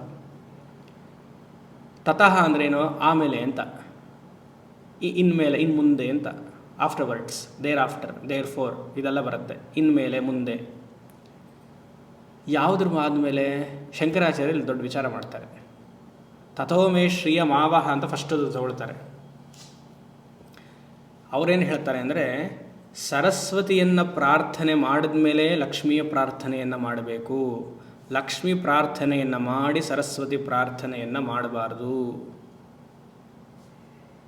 ಇದೇನು ಸ್ವಾಮಿ? ಹೌದು. ಅವರೇನು ಹೇಳ್ತಾರೆ ಅಂದರೆ, ಅಮೇಧಸಾ ಶ್ರೀಹಿ ಅನರ್ಥಾಯ ಭವತಿ. Very strong words. ನೀನು ಸರಸ್ವತಿಯನ್ನು ಪ್ರಾರ್ಥನೆ ಮಾಡಿದ ಮೇಲೆ, ನಿನಗೆ ಮೇಧಾಶಕ್ತಿ ಸಿದ್ಧಿಸಿದ ಮೇಲೆ, ನಿನಗೆ ಬರುವಂತಹ ಹಣವನ್ನು ಸರಿಯಾಗಿ ಉಪಯೋಗಿಸ್ತೀಯ. ನಿನಗೆ ಮೇಧಾಶಕ್ತಿ ಇಲ್ಲ, ನಿನಗೆ ಹಾಗೆ ಹಣ ಬಂತು, ಅದು ಅವ್ಯವಹಾರ, ಅಧರ್ಮಕ್ಕೆ ಉಪಯೋಗಿಸ್ತೀಯ. ಅಲ್ಲಿ ಶಂಕರಾಚಾರ್ಯರು ಇಂಟ್ರಡಕ್ಷನ್ ಹೇಳ್ತಾರೆ, ತತಃ ಶ್ರೀಕಾಮಾರ್ಥಂ ಪ್ರಾರ್ಥನಃ ಅಮೇಧಸಾ ಶ್ರೀಹಿ ಅನರ್ಥಾಯ ಭವತಿ. ಮೇಧಸ್ ನಿನಗಿಲ್ಲ ಅಂದರೆ, ಕೊಟ್ಟಿರುವಂಥ ಹಣ, ನೀನು ಗಳಿಸಿರುವಂಥ ಹಣ ಅನರ್ಥಾಯ ಭವತಿ. ಇನ್ನೊಂದು ಹೇಳ್ತಾರೆ, ನಿನಗೆ ಯಾಕೆ ಹಣ ಬರಬೇಕು ಅಂತ ಪ್ರಶ್ನೆ ಮಾಡ್ಕೊಳ್ತಾರೆ. ಯಾಕಂದರೆ ಇಲ್ಲಿ ಸಂಹಿತಾ ಭಾಗದಲ್ಲಿ ಈ ಚಿಂತನೆ ಬರ್ತಾ ಇದೆ. ಶ್ರೀಕಾಮ ಬರ್ತಾ ಇದೆ, ಮೇಧಾಕಾಮ ಬರಬೇಕಾಗಿತ್ತು. ಇಲ್ಲಿ ವೇದ ಹೇಳ್ಕೊಳ್ತಿರುವಂತಹ ಗುರುಗಳಿಗೆ ಯಾಕೆ ಶ್ರೀ ಬೇಕೋ ಅಥವಾ ಸನ್ಯಾಸಿಗೆ ಯಾಕೆ ಶ್ರೀ ಬೇಕು ಅಂತ ಪ್ರಶ್ನೆ ಮಾಡ್ತಾರೆ. ಆಗ ಶಂಕರಾಚಾರ್ಯರು ಹೇಳ್ತಾರೆ, ಹಣದ ನಿಜವಾದ ಉದ್ದೇಶ ಯಾವುದು ಅಂತಂದರೆ ದಾನ. ಹಣ ಸಂಪಾದನೆ ಮಾಡಬೇಕಾಗಿರೋದೇ ಸ್ವ ಆರ್ಜಿತಕ್ಕಲ್ಲ, ಸ್ವ ಆರ್ಜಿತ ಖಂಡಿತ. ಶಂಕರಾಚಾರ್ಯರಲ್ಲಿ ಏನು ಹೇಳೋದು ಅಂದರೆ, ನೀನು ಯಾತಕ್ಕೆ ನಿನ್ನ ರಕ್ಷಣೆ ಮಾಡ್ಕೊಳ್ಬೇಕು ಹಣದಿಂದ ಅಂದರೆ, ದಾನ ಕೊಡೋದಕ್ಕೆ ನಿನ್ನ ರಕ್ಷಣೆ ಮಾಡ್ಕೊಳ್ಬೇಕು. May you earn money save for yourself and earn more for giving others. ಧನಂ ಧರ್ಮಾರ್ಥಂ, ಅವ್ರು ನೆಕ್ಸ್ಟ್ ಸಾಲ ಹೇಳೋದು ಧನಂ ಧರ್ಮಾರ್ಥಂ ಅಥವಾ ಕರ್ಮಾರ್ಥಂ. ಹಣ ಯಾತಕ್ಕೆ? ಧರ್ಮ ಆಚರಣೆ ಅಂದರು ಕರ್ಮಕ್ಕೆ. ಧನಂ ಕರ್ಮಾರ್ಥಂ, ಕರ್ಮ ಯಾತಕ್ಕೆ? ಕರ್ಮ ದುರಿತ ಕ್ಷಯಾರ್ಥಂ, ಪಾಪವನ್ನು ಕ್ಷಯ ಮಾಡ್ಕೊಳ್ಳೋದಕ್ಕೆ ಕರ್ಮ. ಕರ್ಮ ಯಾತಕ್ಕೆ ಬೇಕು? ಹಣ ಇರೋದ್ರಿಂದ ಕರ್ಮದಿಂದ ದುರಿತ ಕ್ಷಯಾರ್ಥಂ. ತಕ್ಷಯೈಹಿ, ಯಾವಾಗ ಪಾಪ ನಶಿಸ್ತು ವಿದ್ಯಾ ಪ್ರಕಾಶತೆ. ಎಷ್ಟು ಚೆನ್ನಾಗಿದೆ ನೋಡಿ. ನೀವು ಹಣ ಸಂಪಾದನೆ ಮಾಡಬೇಕು, ದಾನಕ್ಕೋಸ್ಕರ ಸಂಪಾದನೆ ಮಾಡಬೇಕು. ಸ್ವಾಮಿ ನಂದು ಹಣ, ನೀವು ಯಾತಕ್ಕೆ ದಾನ ಹೇಳ್ತೀರಾ, ನೀವೇನೋ ಹೀಗೆ ಕೇಳ್ತೀರಿ ನಾವು ಕೊಟ್ಬಿಡ್ಬೇಕಾ ಅಂದರೆ ಕೊಡಬೇಡಿ, ಪರವಾಗಿಲ್ಲ, ಪಾಪವೇ ಇರುತ್ತೆ ಅಷ್ಟೇ. ಇದು ತಿಳಿಬೇಕು. ಯಾತಕ್ಕೆ ಇಲ್ಲಿ ಈ ಸಂಹಿತ ಭಾಗದಲ್ಲಿ ಶ್ರೀ ಪ್ರಾರ್ಥನೆ ಬರ್ತಿದೆ ಅಂತಂದರೆ, ಮೇಧಾಶಕ್ತಿಯನ್ನು ಉಪಯೋಗಿಸಿ. ಇವಾಗ ಈ ಇನ್ವೆಸ್ಟ್ಮೆಂಟಲ್ಲಿ ಏನು ಹೇಳ್ತಾರೆ ನಿಮಗೆ, ಒಂದು 100 ರೂಪಾಯಿ ಇತ್ತು, 1000 ರೂಪಾಯಿ ಇತ್ತು ಅಂದ್ಕೊಳ್ಳಿ. ಇಲ್ಲೆಲ್ಲ ಮೇಧಾಶಕ್ತಿ ತುಂಬ ಸ್ಟ್ರಾಂಗ್ ಆಗಿದೆ ನಮಗೆ. 1000 ರೂಪಾಯಿ ನಿಮ್ಮ ಹತ್ರ ಇತ್ತು, ಅದಕ್ಕೇನು ಹೇಳ್ತಾರೆ, 1000 ರೂಪಾಯಿಯು ಸ್ಟಾಕ್ಸಲ್ಲಿ ಹಾಕಬೇಡಿ. ಅಡ್ವೈಸ್ ಮಾಡ್ತಾರೋ ಇಲ್ವ ನಿಮಗೆ? 1000 ರೂಪಾಯಿ ಸ್ಟಾಕ್ಸಲ್ಲಿ ಹಾಕಿದ್ರೆ ಈಗ ಮಾರ್ಕೆಟ್ ತುಂಬ ಕೆಳಗಡೆ ಬಿದ್ದಿದೆ, ಹಾಕ್ಬಿಡಿ. ಏನು ಮಾಡಬೇಕು ಅದಕ್ಕೆ? 200 ರೂಪಾಯಿ ಎಫ್ ಡಿಲಿ ಹಾಕಿ, ನಿಮಗೆ ಸೇಫ್. 6% ಇಂಟ್ರೆಸ್ಟ್ ಬರುತ್ತೆ ನಿಮಗೆ. ನೀವು ಸೀನಿಯರ್ ಸಿಟಿಜನ್ ಆದರೆ 6.22% ಇಂಟ್ರೆಸ್ಟ್ ಬರುತ್ತೆ, ಆಯಿತಾ? ಸೇಫು. ಇನ್ನು 200 ರೂಪಾಯಿನ ಏನು ಮಾಡಿ, ಸಿಸ್ಟಮ್ಯಾಟಿಕ್ ಇನ್ವೆಸ್ಟ್ಮೆಂಟ್ ಪ್ಲ್ಯಾನ್ ಮಾಡಿ, SIPಲಿ ಹಾಕಿ, ಅದು ಸೇಫು. ಯಾಕಂದರೆ ನಿಮ್ಮ ಬರ್ಡನ್ ಇರೋದು ಪ್ರಿನ್ಸಿಪಲ್ ಹಾಗೇ ಇರುತ್ತೆ. ಅದು ಮೇಲೆ ಕೆಳಗಡೆ ಹೋದರೂ ಪರವಾಗಿಲ್ಲ, ನಿಮಗೆ ಬರುತ್ತೋ 400 ಆಯಿತು. ಇನ್ನು 200 ರೂಪಾಯಿ ಏನು ಮಾಡಿ, ಇನ್ಶೂರೆನ್ಸ್ ಮಾಡಿಸಿ. ಅದೊಂದು 10-15 ವರ್ಷ ಆದಮೇಲೆ ನಿಮಗೆ ಬರುತ್ತೆ, 600 ರೂಪಾಯಿ ಆಯಿತು. ಇನ್ನು 200 ರೂಪಾಯಿ ಏನು ಮಾಡಿ, ಫಿಕ್ಸೆಡಲ್ಲಿ ಇಡಿ. ಫಿಕ್ಸೆಡ್ ಹೇಳ್ಬಿಟ್ಟು ಫಿಕ್ಸೆಡ್ ಸ್ಟಾರ್ಟಿಂಗಲ್ಲೇ ಸರಿ, ಇನ್ನು ಬೇರೆ ಹೇಳ್ತೀನಿ ಇವಾಗ. ಫಿಕ್ಸೆಡ್ ಆಯಿತು, SIP ಆಯಿತು, ಆಮೇಲೆ ಇನ್ಶೂರೆನ್ಸ್ ಆಯಿತು. RD ಹಾಕಿಪ್ಪ, ಏನೋ ಇದೆಯಲ್ಲ ಮತ್ತೊಂದು RD ಹಾಕಿ. ಇನ್ನು 200 ರೂಪಾಯಿ ಸ್ಟಾಕಿಗೆ ಹಾಕಿ. ನಿಮ್ಮ ರಿಸ್ಕ್ ಫ್ಯಾಕ್ಟರು ಏನು ಪುರುಷಾರ್ಥ, ಅದಕ್ಕೆ ಒಂದು ಕನ್ಸಲ್ಟೇಷನ್ ಬೇರೆ. ನಿಮ್ಮ ರಿಸ್ಕ್ ಫ್ಯಾಕ್ಟರು ಓನ್ಲಿ 20%. ಎಲ್ಲಿ ಇನ್ವೆಸ್ಟ್ ಮಾಡಬೇಕು ಅಂತ ಇವನು ಬೆಳಗ್ಗೆಯಿಂದ ರಾತ್ರಿವರೆಗೂ ನೋಡ್ತಾನೆ, ಅಲ್ಲಿ ಮಾಡಲ ಇಲ್ಲಿ ಮಾಡಲ. ಸ್ವಾಮಿ ಇವಾಗೆಲ್ಲ ಇನ್ವೆಸ್ಟ್ ಮಾಡಬಾರ್ದು, ನೀವು ಸ್ವಲ್ಪ ತೆಗ್ದುಬಿಡಪ್ಪ ಅಲ್ಲಿ ಸ್ಟಾಕ್ಸಲ್ಲಿ. ಇವಾಗ ತೆಗೆದ್ರೆ ಲಾಸಲ್ಲಿದ್ದೀನಿ ನಾನು. ಏನು ಲಾಸಯ್ಯ? ಲಾಸಲ್ಲಿದ್ದೀನಿ, ಆಗಲ್ಲ. ಜಾಸ್ತಿ ಮಾತಾಡಿದ್ರೆ ನಿಮಗೆ ಕಾಂಟ್ರಿಬ್ಯೂಷನ್ ಕೊಡಲ್ಲ. ಬೇಡಪ್ಪ ಸ್ವಲ್ಪ ಆಯ್ತು, ಏನು ಮಾಡ್ಕೊ. ಜಾಸ್ತಿ ಏನಾದ್ರು ಬೇಡ ಕಣೆ ತೆಗೆದುಬಿಡು ಅಂದರೆ ನಿಮ್ಮ ಕಾಂಟ್ರಿಬ್ಯೂಷನ್ ನಾನು ನೆಕ್ಸ್ಟ್ ತಿಂಗಳು ಕಳಿಸಲ್ಲ ಅಂದ್ಬಿಡ್ತಾರೆ. ಅಲ್ಲ, ಕಳಿಸೋದಿಂದ ಏನು ಆಶ್ರಮ ನಡೀತಿಲ್ಲ, ಅದು ಬೇರೆ ವಿಚಾರ. ಇವಾಗ ಆಶ್ರಮಕ್ಕೆ ಕಾಂಟ್ರಿಬ್ಯೂಷನ್ ಬರುತ್ತೆ ಅಲ್ವಾ? ಎಲ್ಲ ಆಶ್ರಮದಲ್ಲಿ ಹಾಗೆ, ನಮ್ಮದು ಹಾಗೆ. ಕೊಡದೇ ಇರಲಿ, ಹೇಗೋ ಬರುತ್ತೆ. ಎಷ್ಟು ಪ್ರತಿ ತಿಂಗಳು ನಮಗೆ ಅದೃಷ್ಟ ಶಕ್ತಿಯೇ, ಪ್ರತಿ ತಿಂಗಳು ಅಪೂರ್ವವೇ. ಇವಾಗ ನಾವು ವಿದೇಶಕ್ಕೆ ಹೋಗಬೇಕಾಯಿತು, ಯಾವುದೋ ಕಾರಣದಿಂದ ಹೋಗೋಕ್ಕಾಗಲಿಲ್ಲ, ಬಂದೆ. ವೀಸಾ ಇಶ್ಯೂ ಆಗಿರೋದು ಬಂದೆ.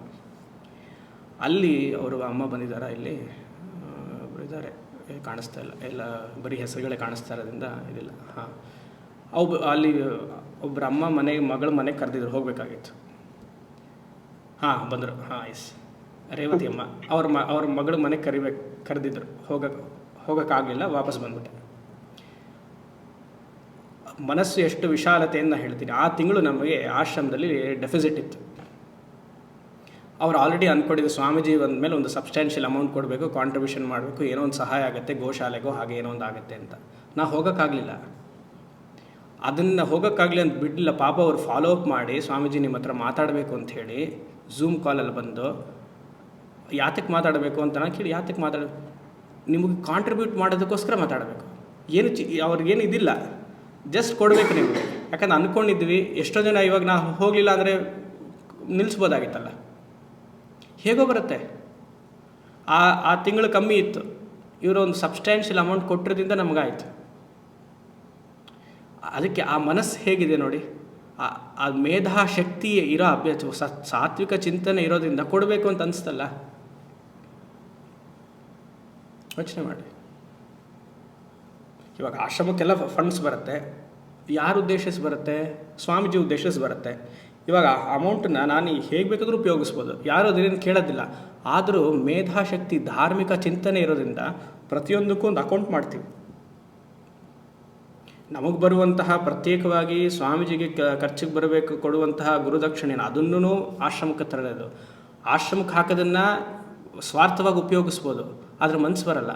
ಉಪಯೋಗಿಸಿದ್ರೆ ಯಾರು ಏನು ಕೇಳೋದಿಲ್ಲ, ನಮ್ಮದೇ ಆಶ್ರಮ, ಅದು ಯಾತಕ್ಕೆ ಹಾಗೆ ಮಾಡ್ತೀವಿ, ಬೇಡ, ಅದು ಕರೆಕ್ಟಾಗಿ ಹಾಕೊಂಡು ಗೋಶಾಲೆಯಿಂದ ಗೋಶಾಲೆಗೆ ಹೋಗಬೇಕು, ಪೂಜೆಗೆ ಅಂದರೆ ಪೂಜೆಗೆ ಹೋಗಬೇಕು. ಇದು ಯಾತಕ್ಕೆ ಬರುತ್ತೆ ಅಂದರೆ ಮೇಧಾಶಕ್ತಿಯಿಂದ ಧರ್ಮದ ಚಿಂತನೆ ಇರೋದ್ರಿಂದ ಅದು ಸರಿಯಾಗಿ ಹೋಗಬೇಕು ಅಂತ. ಅದು ಇರಲಿಲ್ಲ ಅಂದ್ಕೊಳ್ಳಿ, ಬರೀ ಶ್ರೀಕಾಮನ ಪ್ರಾರ್ಥನೆ ಮಾಡ್ತಿದ್ದೆ ಅಂದ್ಕೊಳ್ಳಿ, ಮುಗೀತು, ಕೊಡೋದೆಲ್ಲ ನಾವೇ ನುಂಗಿ ಇದು ಮುಗಿಸ್ಬಿಡೋದಾಗಿತ್ತು. ಎಷ್ಟು ಆಶ್ರಮದಲ್ಲಿ ಹಾಗಾಗಲ್ಲ. ಅದೇ ಆ ಮೇಧಾ ಸೂಕ್ತದ ಪ್ರಾರ್ಥನೆ ಹೇಗೆ ಅಂದರೆ ಅಪೂರ್ವತ, ಆ ಅದೃಷ್ಟ ಶಕ್ತಿ ನಮಗೆ ಮನಸ್ಸಿನಲ್ಲಿರೋದ್ರಿಂದ ಅದು ಕರೆಕ್ಟಾಗಿ ಕಡೆ ಹೋಗಬೇಕು. ಯಾತಕ್ಕೂ ಹೇಳಕ್ಕೆ ಬಂದೆ, SIPಗೆ ಹೇಳಕ್ಕೆ ಬಂದಿದ್ದಲ್ಲ, ಇದೆಲ್ಲ ಇದೆ ಆಯಿತು. 200 ರೂಪಾಯಿ ನೀವಲ್ಲಿ ಹಾಕಿಬಿಡಿ ಸೇವ್, ಇದರಲ್ಲಿ ಮೇಧಾಶಕ್ತಿ ಇದೆ ಅಲ್ವಾ, ಆ ಮೇಧಾಶಕ್ತಿ ಜೀವನದಲ್ಲಿ ತಂದುಕೊಳ್ಬೇಕು. ಅಲ್ಲಿ ರಿಸ್ಕ್ ಫ್ಯಾಕ್ಟರ್ ಅಂತ ಹೇಳಿದ, ಈಗ ಈ ಜೀವನಿಗೆ ರಿಸ್ಕ್ ಫ್ಯಾಕ್ಟರ್ ಪ್ರತಿ ಕ್ಷಣ ಇದೆ. ಆ ಜೀವನಿಗೆ ಏನು ಸೇವ್ ಮಾಡಿದ್ಯಾ ನೀನು, ಏನು ಸೇವ್ ಮಾಡ್ಕೊಂಡಿದ್ಯಾ? ಮುಂದೆ ನೋಡೋಣ ಅಂತ ಎಷ್ಟು ಜನ್ಮಗಳು ಮುಂದೆ ನೋಡಿದ್ಯಾ ಗೊತ್ತಾ? ಯೋಚನೆ ಮಾಡಿ. ತುಂಬ ಸೇಫ್, ಅದರಲ್ಲಿ ಮೆಟಿಕ್ಯುಲಸ್ ಆಗಿ ಅದು ಇನ್ವೆಸ್ಟ್ ಮಾಡಬೇಕು, ಹಾಗೆ ಮಾಡಬೇಕು ಅಂತ. ಒಂದು ಕ್ಷಣ ಟಪಕ್ ಇದೆಲ್ಲ ನಾಮಿನಿ ಮಾಡಿದ್ದೀನಿ ಸ್ವಾಮಿ, ನಾಮಿನಿ ಟಪಕ, ಸಬ್ ನಾಮಿನಿ ಮಾಡಿದ್ದೀನಿ. ಯೋಚನೆ ಮಾಡಿ, ನಮ್ಗೆ ಆಗಲ್ಲ ಅಂತ ಅಂದ್ಕೊಳ್ತೀವಿ ನಾವು, ವಿಧಿ ಯಾರಿಗೆ ಹೇಗೆ ಅಂತ ಗೊತ್ತಿಲ್ಲ ಅಲ್ವಾ. ಸೊ ಇಲ್ಲಿ ಆಚಾರ್ಯರು ಹೇಳ್ತಾರೆ, ಧರ್ಮ ಹಣ ಸಂಪಾದನೆ ಮಾಡ್ತಿರೋದೇ ಕೊಡೋದಕ್ಕೋಸ್ಕರ. ಇದು ಸನಾತನ ಧರ್ಮದ ಜೀವನವೇ ಹೀಗೆ. ನೀವು ಕೊಡಲ್ಲ, ನಾನು ಕನ್ವರ್ಟ್ ಆಗ್ತೀನಿ, ನನ್ನ ಚಿಂತನೆ ಬೇರೆ ಅಂತಂದರೆ ನೀವು ಅರ್ಥಗಾಮಿಗಳ ಹಾಗೆ ಜೀವನ ವ್ಯರ್ಥ ಆಗೋಗುತ್ತೆ. ಹಸ್ತಸ್ಯ ಭೂಷಣಂ ದಾನಂ, ಕೊಡು ಅಂತ ಕೇಳೋದಲ್ಲ, ಇದು ಎಷ್ಟು ಥರ ಇರುತ್ತೆ, ಅಸಹ್ಯವಾಗಿರಲ್ವ ಇದು ಹೀಗೆ ನೋಡಿ ಎಷ್ಟು ಚೆನ್ನಾಗಿರುತ್ತೆ, ಇದು ಕೊಡು ಅಂದರೆ ಯೋಚನೆ ಮಾಡಿ. ಅದಕ್ಕೆ ಅವ್ರು ಹೇಳಿದ್ದು ಧನಂ ಕರ್ಮಾರ್ಥಂ ಕರ್ಮ ದುರಿತ ಕ್ಷಯಾರ್ಥಂ ತತ್ ಕ್ಷಯೇಹಿ ವಿದ್ಯಾ ಪ್ರಕಾಶತೆ. ಸಪ್ರೇಟಾಗಿ ಏನು ವಿಶೇಷವಾಗಿ ಏನು ಅಲ್ಲಿ ಕೂತು ಇದೆಲ್ಲ ಧ್ಯಾನ ಮಾಡಬೇಕು ಅದೆಲ್ಲ ಇಲ್ಲ. ಪಾಪ ಹೋಯಿತು, ಇರುವಂತಹ ಆತ್ಮ ತಾನೇ ಪ್ರಚೋದನೆ ಆಗುತ್ತೆ ದಾನದಿಂದ, ಚಿತ್ತಶುದ್ಧಿ ಬರುತ್ತೆ. ಚಿತ್ತಶುದ್ಧಿ ಎಲ್ಲಿ ಬಂತೋ ಗುರು ತಾನಾಗೆ ಬರ್ತಾರೆ, ಇಲ್ಲ ನೀವು ಗುರು ಹತ್ರ ಹೋಗ್ತೀರಾ, ಪಾಠ ಸಲೀಸಾಗತ್ತೆ. ಯೋಚನೆ ಮಾಡಿ. ಅಲ್ಲಿ ತಥೋಮೇ ಶ್ರೀಯ ಮಾವ ಹಾಗೆ ಶಂಕರರ ಹಾಗೆ ಇಂಟ್ರಡಕ್ಷನ್ ಕೊಟ್ಟು ಅವ್ರು ಹೇಳ್ತಾರೆ ಇಲ್ಲಿಂದ ಶುರು ಮಾಡಬೇಕು ಅಂತ. ತತಃ ಇವಾಗ ಶ್ರಿಯ ಮಾವಹ, ಲಕ್ಷ್ಮಿ ಬರಲಿ, ಲಕ್ಷ್ಮಿಯನ್ನು ಬರ್ಮಾಡ್ಕೊಳ್ಳಿ. ಎಲ್ಲಿಂದ ಬರಲಪ್ಪ ಲಕ್ಷ್ಮಿ ಅಂತ ಕೇಳಿದ್ರೆ ಎಲ್ಲ ಕಡೆಯಿಂದ ಬರಲಿ. ಆವಹಂತಿ ವಿತನ್ವಾನ, ಆವಹಂತಿ ಅಂತಂದರೆ ಪ್ರತಿಯೊಂದು ದಿಕ್ಕಿಂದ ಕೊಡಲು ಲಕ್ಷ್ಮಿ ನನಗೆ ಬರಲಿ. ವಿತನ್ವಾನ ವಿಸ್ತಾರಯತಿ ಅಂತಾರೆ ಶಂಕರಾಚಾರ್ಯರು.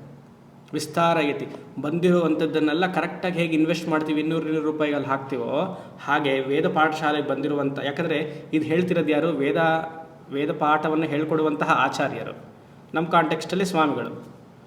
ಅದನ್ನೇನು ಬಂದಿದ್ದ ವಿತನ್ವಾನ, ಒಂದು ಹಸು ಇದ್ದಿದ್ದು 100 ಹಸು ಆಗಲಿ, 100 ಇದ್ದಿದ್ದು 1000 ಆಗಲಿ, ಒಂದು ಆಶ್ರಮಕ್ಕೆ ಬರುವಂತಹ ಕಾಂಟ್ರಿಬ್ಯೂಷನ್ ಆ ದೇವಸ್ಥಾನಕ್ಕೆ ಉಪಯೋಗಿಸೋಣ, ಇದಕ್ಕೆ ಮಾಡೋಣ. ವಿತನ್ವಾನ ವಿಸ್ತಾರಯತಿ, ಎಲ್ಲ ಕಡೆಯಿಂದ ಬರಲಿ, ಅದು ಮತ್ತೆ ಹೆಚ್ಚು ಧರ್ಮ ಕಾರ್ಯಕ್ಕೆ ಉಪಯೋಗ ಆಗುವಂಥದ್ದು ಮಾಡಲಿ.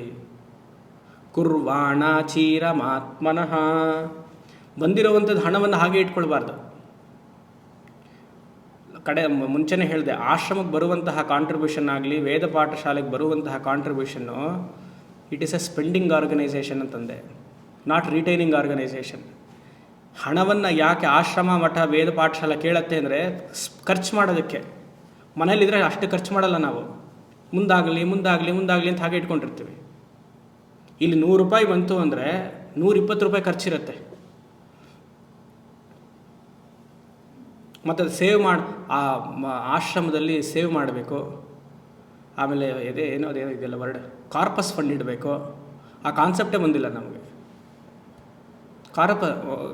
ನಮಗೆಲ್ಲ ಅಡ್ವೈಸ್ ಮಾಡ್ತಾರೆ, ಕಾರ್ಪಸ್ ಫಂಡ್ ಇಡಿ ಸ್ವಾಮಿ ಅಂತ. ಕಾರ್ಪಸ್ ಫಂಡ್ ಇಟ್ಟು ಏನು ಮಾಡಬೇಕು? ಅದು ಆಶ್ರಮನ ಮನೇನ ಏನಿದು? ಇಲ್ಲ, ನೀವು ಕಾರ್ಪಸ್ ಫಂಡ್ ಇಟ್ಟರೆ ನಿಮ್ಗೆ ಇಂಟ್ರೆಸ್ಟ್ ಬರುತ್ತಲ್ವಾ, ಆ ಇಂಟ್ರೆಸ್ಟ್ ಬರೋದ್ರಿಂದ you will be self sufficient. ಮತ್ತೆ ನೀವು ನಮಗೆ ಕೇಳಲ್ಲ. ಎಷ್ಟು ಅಂತ ಕೇಳ್ತೀರಾ? ಅವ್ರನ್ನ ಕೇಳಬಾರ್ದು ಅಂತ ಕಾರ್ಪಸ್ ಫಂಡ್ ಇಟ್ಬಿಡಿ ಅಂತ. ಎಷ್ಟು ಕೋಟ್ಯಾಂತರ ರೂಪಾಯಿ ಖರ್ಚಾಗಿದೆ, ಕಾರ್ಪಸ್ ಫಂಡ್ ಇಲ್ಲ ಆಶ್ರಮದಲ್ಲಿ, ಬೇಡ, ಅವಶ್ಯಕತೆ ಇಲ್ಲ. ಇದ್ದರೆ ನಡೆಯುತ್ತೆ, ಇಲ್ಲಾಂದ್ರೆ ಇಲ್ಲ. ಅಡ್ವೈಸ್ ಮಾಡ್ತಾರೆ. ಇದೇನು ಸ್ಟಾಕ್ ಮಾರ್ಕೆಟ್ ಕೆಟ್ಟೋಯ್ತಾ ಆಶ್ರಮದಲ್ಲಿ ಕಾರ್ಪಸ್ ಫಂಡೆಲ್ಲ ಇಡಕ್ಕೆ? ಆಶ್ರಮನ ವಿಸ್ತಾರ ಐತಿ, ಆಶ್ರಮನ ಬೆಳೆಸಬೇಕು, ಬ್ರಾಂಚಸ್ ಎಲ್ಲ ಮಾಡಬೇಕು, ಅದು ರೆಕಗ್ನಿಷನ್ ಬರಬೇಕು. ಅದು ಚೆನ್ನಾಗಿದೆ ರೀ, ತಿರುವಣ್ಣಾಮಲೆ ಆಶ್ರಮ ಚೆನ್ನಾಗಿದೆ ಅಂದ್ರೆ ಇರಬೇಕು. ಆ ಬುದ್ಧಿ ನಮಗಿಲ್ಲವಲ್ಲ.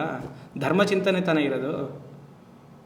ಒಂದು 4-5 ಹಸು ಬಂತು, ಬರುವಂಥ ಹಸುನೆಲ್ಲ ಇನ್ನೊಂದು ಆಶ್ರಮ ಕಳಿಸ್ತೀವಿ, ಅಲ್ಲಿ ಹಾಲು ಅವರು ಕೊಡಲಿ ಅಂತ. ಅಲ್ಲಿ ಒಂದು ಓಲ್ಡ್ ಏಜ್ ಹೋಮ್ ಇದೆ, 15-16 ಹಸುಗಳಿತ್ತು ನಮ್ಮ ಹತ್ರ. ಓಲ್ಡ್ ಏಜ್ ಹೋಮಲ್ಲಿ ಅವ್ರಿಗೆ ಹಾಲು ಕುಡಿಯೋಕ್ಕೆ ದುಡ್ಡಿರಲಿಲ್ಲ. ಇಲ್ಲಿರುವಂಥ ಹಸುನೆಲ್ಲ ಅಲ್ಲಿ ಕಳಿಸಿ ಓಲ್ಡ್ ಏಜ್ ಹೋಮ್ಗೆ ಅವ್ರು ಕಾಫಿಗಾಗಲಿ ಅಂತ ಅಲ್ಲಿ ಕಳಿಸಿದ್ವಿ. ಯಾವ ಆಶ್ರಮ ಮಾಡುತ್ತೆ? ಯೋಚನೆ ಮಾಡಿ. ಅದಲ್ಲ, ಇದೆಲ್ಲ ಹೇಳಬಾರ್ದು, ಬಟ್ ಎನಿವೆ ಕಾಂಟೆಕ್ಸ್ಟ್ ಬಂತು ಅಂತ. ಹಿಡ್ಕೊಳ್ಳುವಂತಹ ಇದೇ ಇಲ್ಲ, ಕೊಡುವಂತಹ ಮನಸ್ಥಿತಿಯೇ. ಯಾಕೆ? ಮೇಧಾ ಸೂಕ್ತ, ಇದು ಧಾರಣಾ ಶಕ್ತಿ ಚೆನ್ನಾಗಿರೋದ್ರಿಂದ ವಿಸ್ತಾರ ಯತಿ ಕರೆಕ್ಟಾಗಿ ಬಂದೆ. ಕುರ್ವಾಣ ಚೀರಮಾತ್ಮನಃ. ಹಣ ಬರೋದು ಯಾತಕ್ಕೆ ಗೊತ್ತಾ? ಮತ್ತೆ ಕೊಡೋದಕ್ಕೆ. ಹಣ ಬರಲಿ, ಕೆಲಸ ಮಾಡು. ಕುರ್ವಾಣ ಚೀರಂ ಆತ್ಮನಃ. ಎರಡರ್ಥ ಇದೆ. ಅವರ್ಗ ಇರೋದ್ರಿಂದ ಅಚಿರ ಅಂತನೂ ಇದೆ, ಇನ್ನೊಂದು ಚೀರ ಅಂತನೂ ಇದೆ. ಚೀರ ಅಂತಂದರೆ ಚಿರಂಜೀವಿ ಅಂತ ನೀವು ಕೇಳಿರ್ತೀವಲ್ಲ. ಅಂದರೆ ನನ್ನಲ್ಲಿ ಯಾವಾಗಲೂ ಇರಲಿ, ದೀರ್ಘಕಾಲವಾಗಿ ಹಣ ನನ್ನಲ್ಲಿರಲಿ ಅಂತ. ಇನ್ನೊಂದು ಅರ್ಥ ಕ್ಷಿಪ್ರ ಅಂತ. ಕ್ಷಿಪ್ರ ಅಂತಲೂ ಒಂದು ಅರ್ಥ ಇದೆ. ಅಚಿರಂ = ಕ್ಷಿಪ್ರಂ. ಕ್ಷಿಪ್ರಂ ಭವತಿ ಧರ್ಮಾತ್ಮ ಶಶ್ವತ್ ಶಾಂತಿಂ ನಿಗಚ್ಚತಿ ಕೌಂತೆಯಃ ಪ್ರತಿಜಾನೀಹಿ ನಮೇ ಭಕ್ತಃ ಪ್ರಣಶ್ಯತಿ. 9ನೇ ಅಧ್ಯಾಯ. ಇದೇ 4ನೇ ಅಧ್ಯಾಯದಲ್ಲೂ ಬರುತ್ತೆ. ಅಚಿರಾಗೆ ಎಲ್ಲ ಬರುತ್ತೆ. ಶ್ರದ್ಧಾವಾನ್ ಲಭತೆ ಜ್ಞಾನಂ ತತ್ಪರ ಸಂಯತೇಂದ್ರಿಯ ಜ್ಞಾನಂ ಲಬ್ಧ್ವಾ ಪರಾಂ ಶಾಂತಿಂ ಅಚಿರೇಣಾದಿಗಚ್ಚತಿ. ಅಚಿರೇಣ ತಕ್ಷಣ ಬರಲಿ ಈ ಪ್ರಾರ್ಥನೆಯಿಂದ, ಮತ್ತೆ ಬರುವಂಥದ್ದು ದೀರ್ಘಕಾಲವಾಗಿರಲಿ. ಚಿರಂ ಕುರ್ವಾಣ ಚೀರಮಾತ್ಮನಃ. ಅಷ್ಟೇ ಅಲ್ಲ, ಬರೀ ಹಣ ಬಂದರೆ ಸಾಕಾಗಲ್ಲ. ವಾಸಾಗುಂಸಿ ಮಗಾವಶ್ಚ. ವಸ್ತ್ರಗಳು ಬರಲಿ, ರಾಮ್ರಾಜ್ ಹಾಕೊಳ್ಳಿ. ನಾನು ಒಳ್ಳೆಯದೇ ಹೇಳ್ತೀನಿ, ರಾಮ್ರಾಜ್ ಹಾಕೊಳ್ಳೋಣ. ಇನ್ಯಾವುದಿದೆಯಪ್ಪ, ನೀವು ಯಾವ್ದು ತಗೊಳ್ಳೋದು? ಯಾವುದೊಂದು ಹೇಳಿ.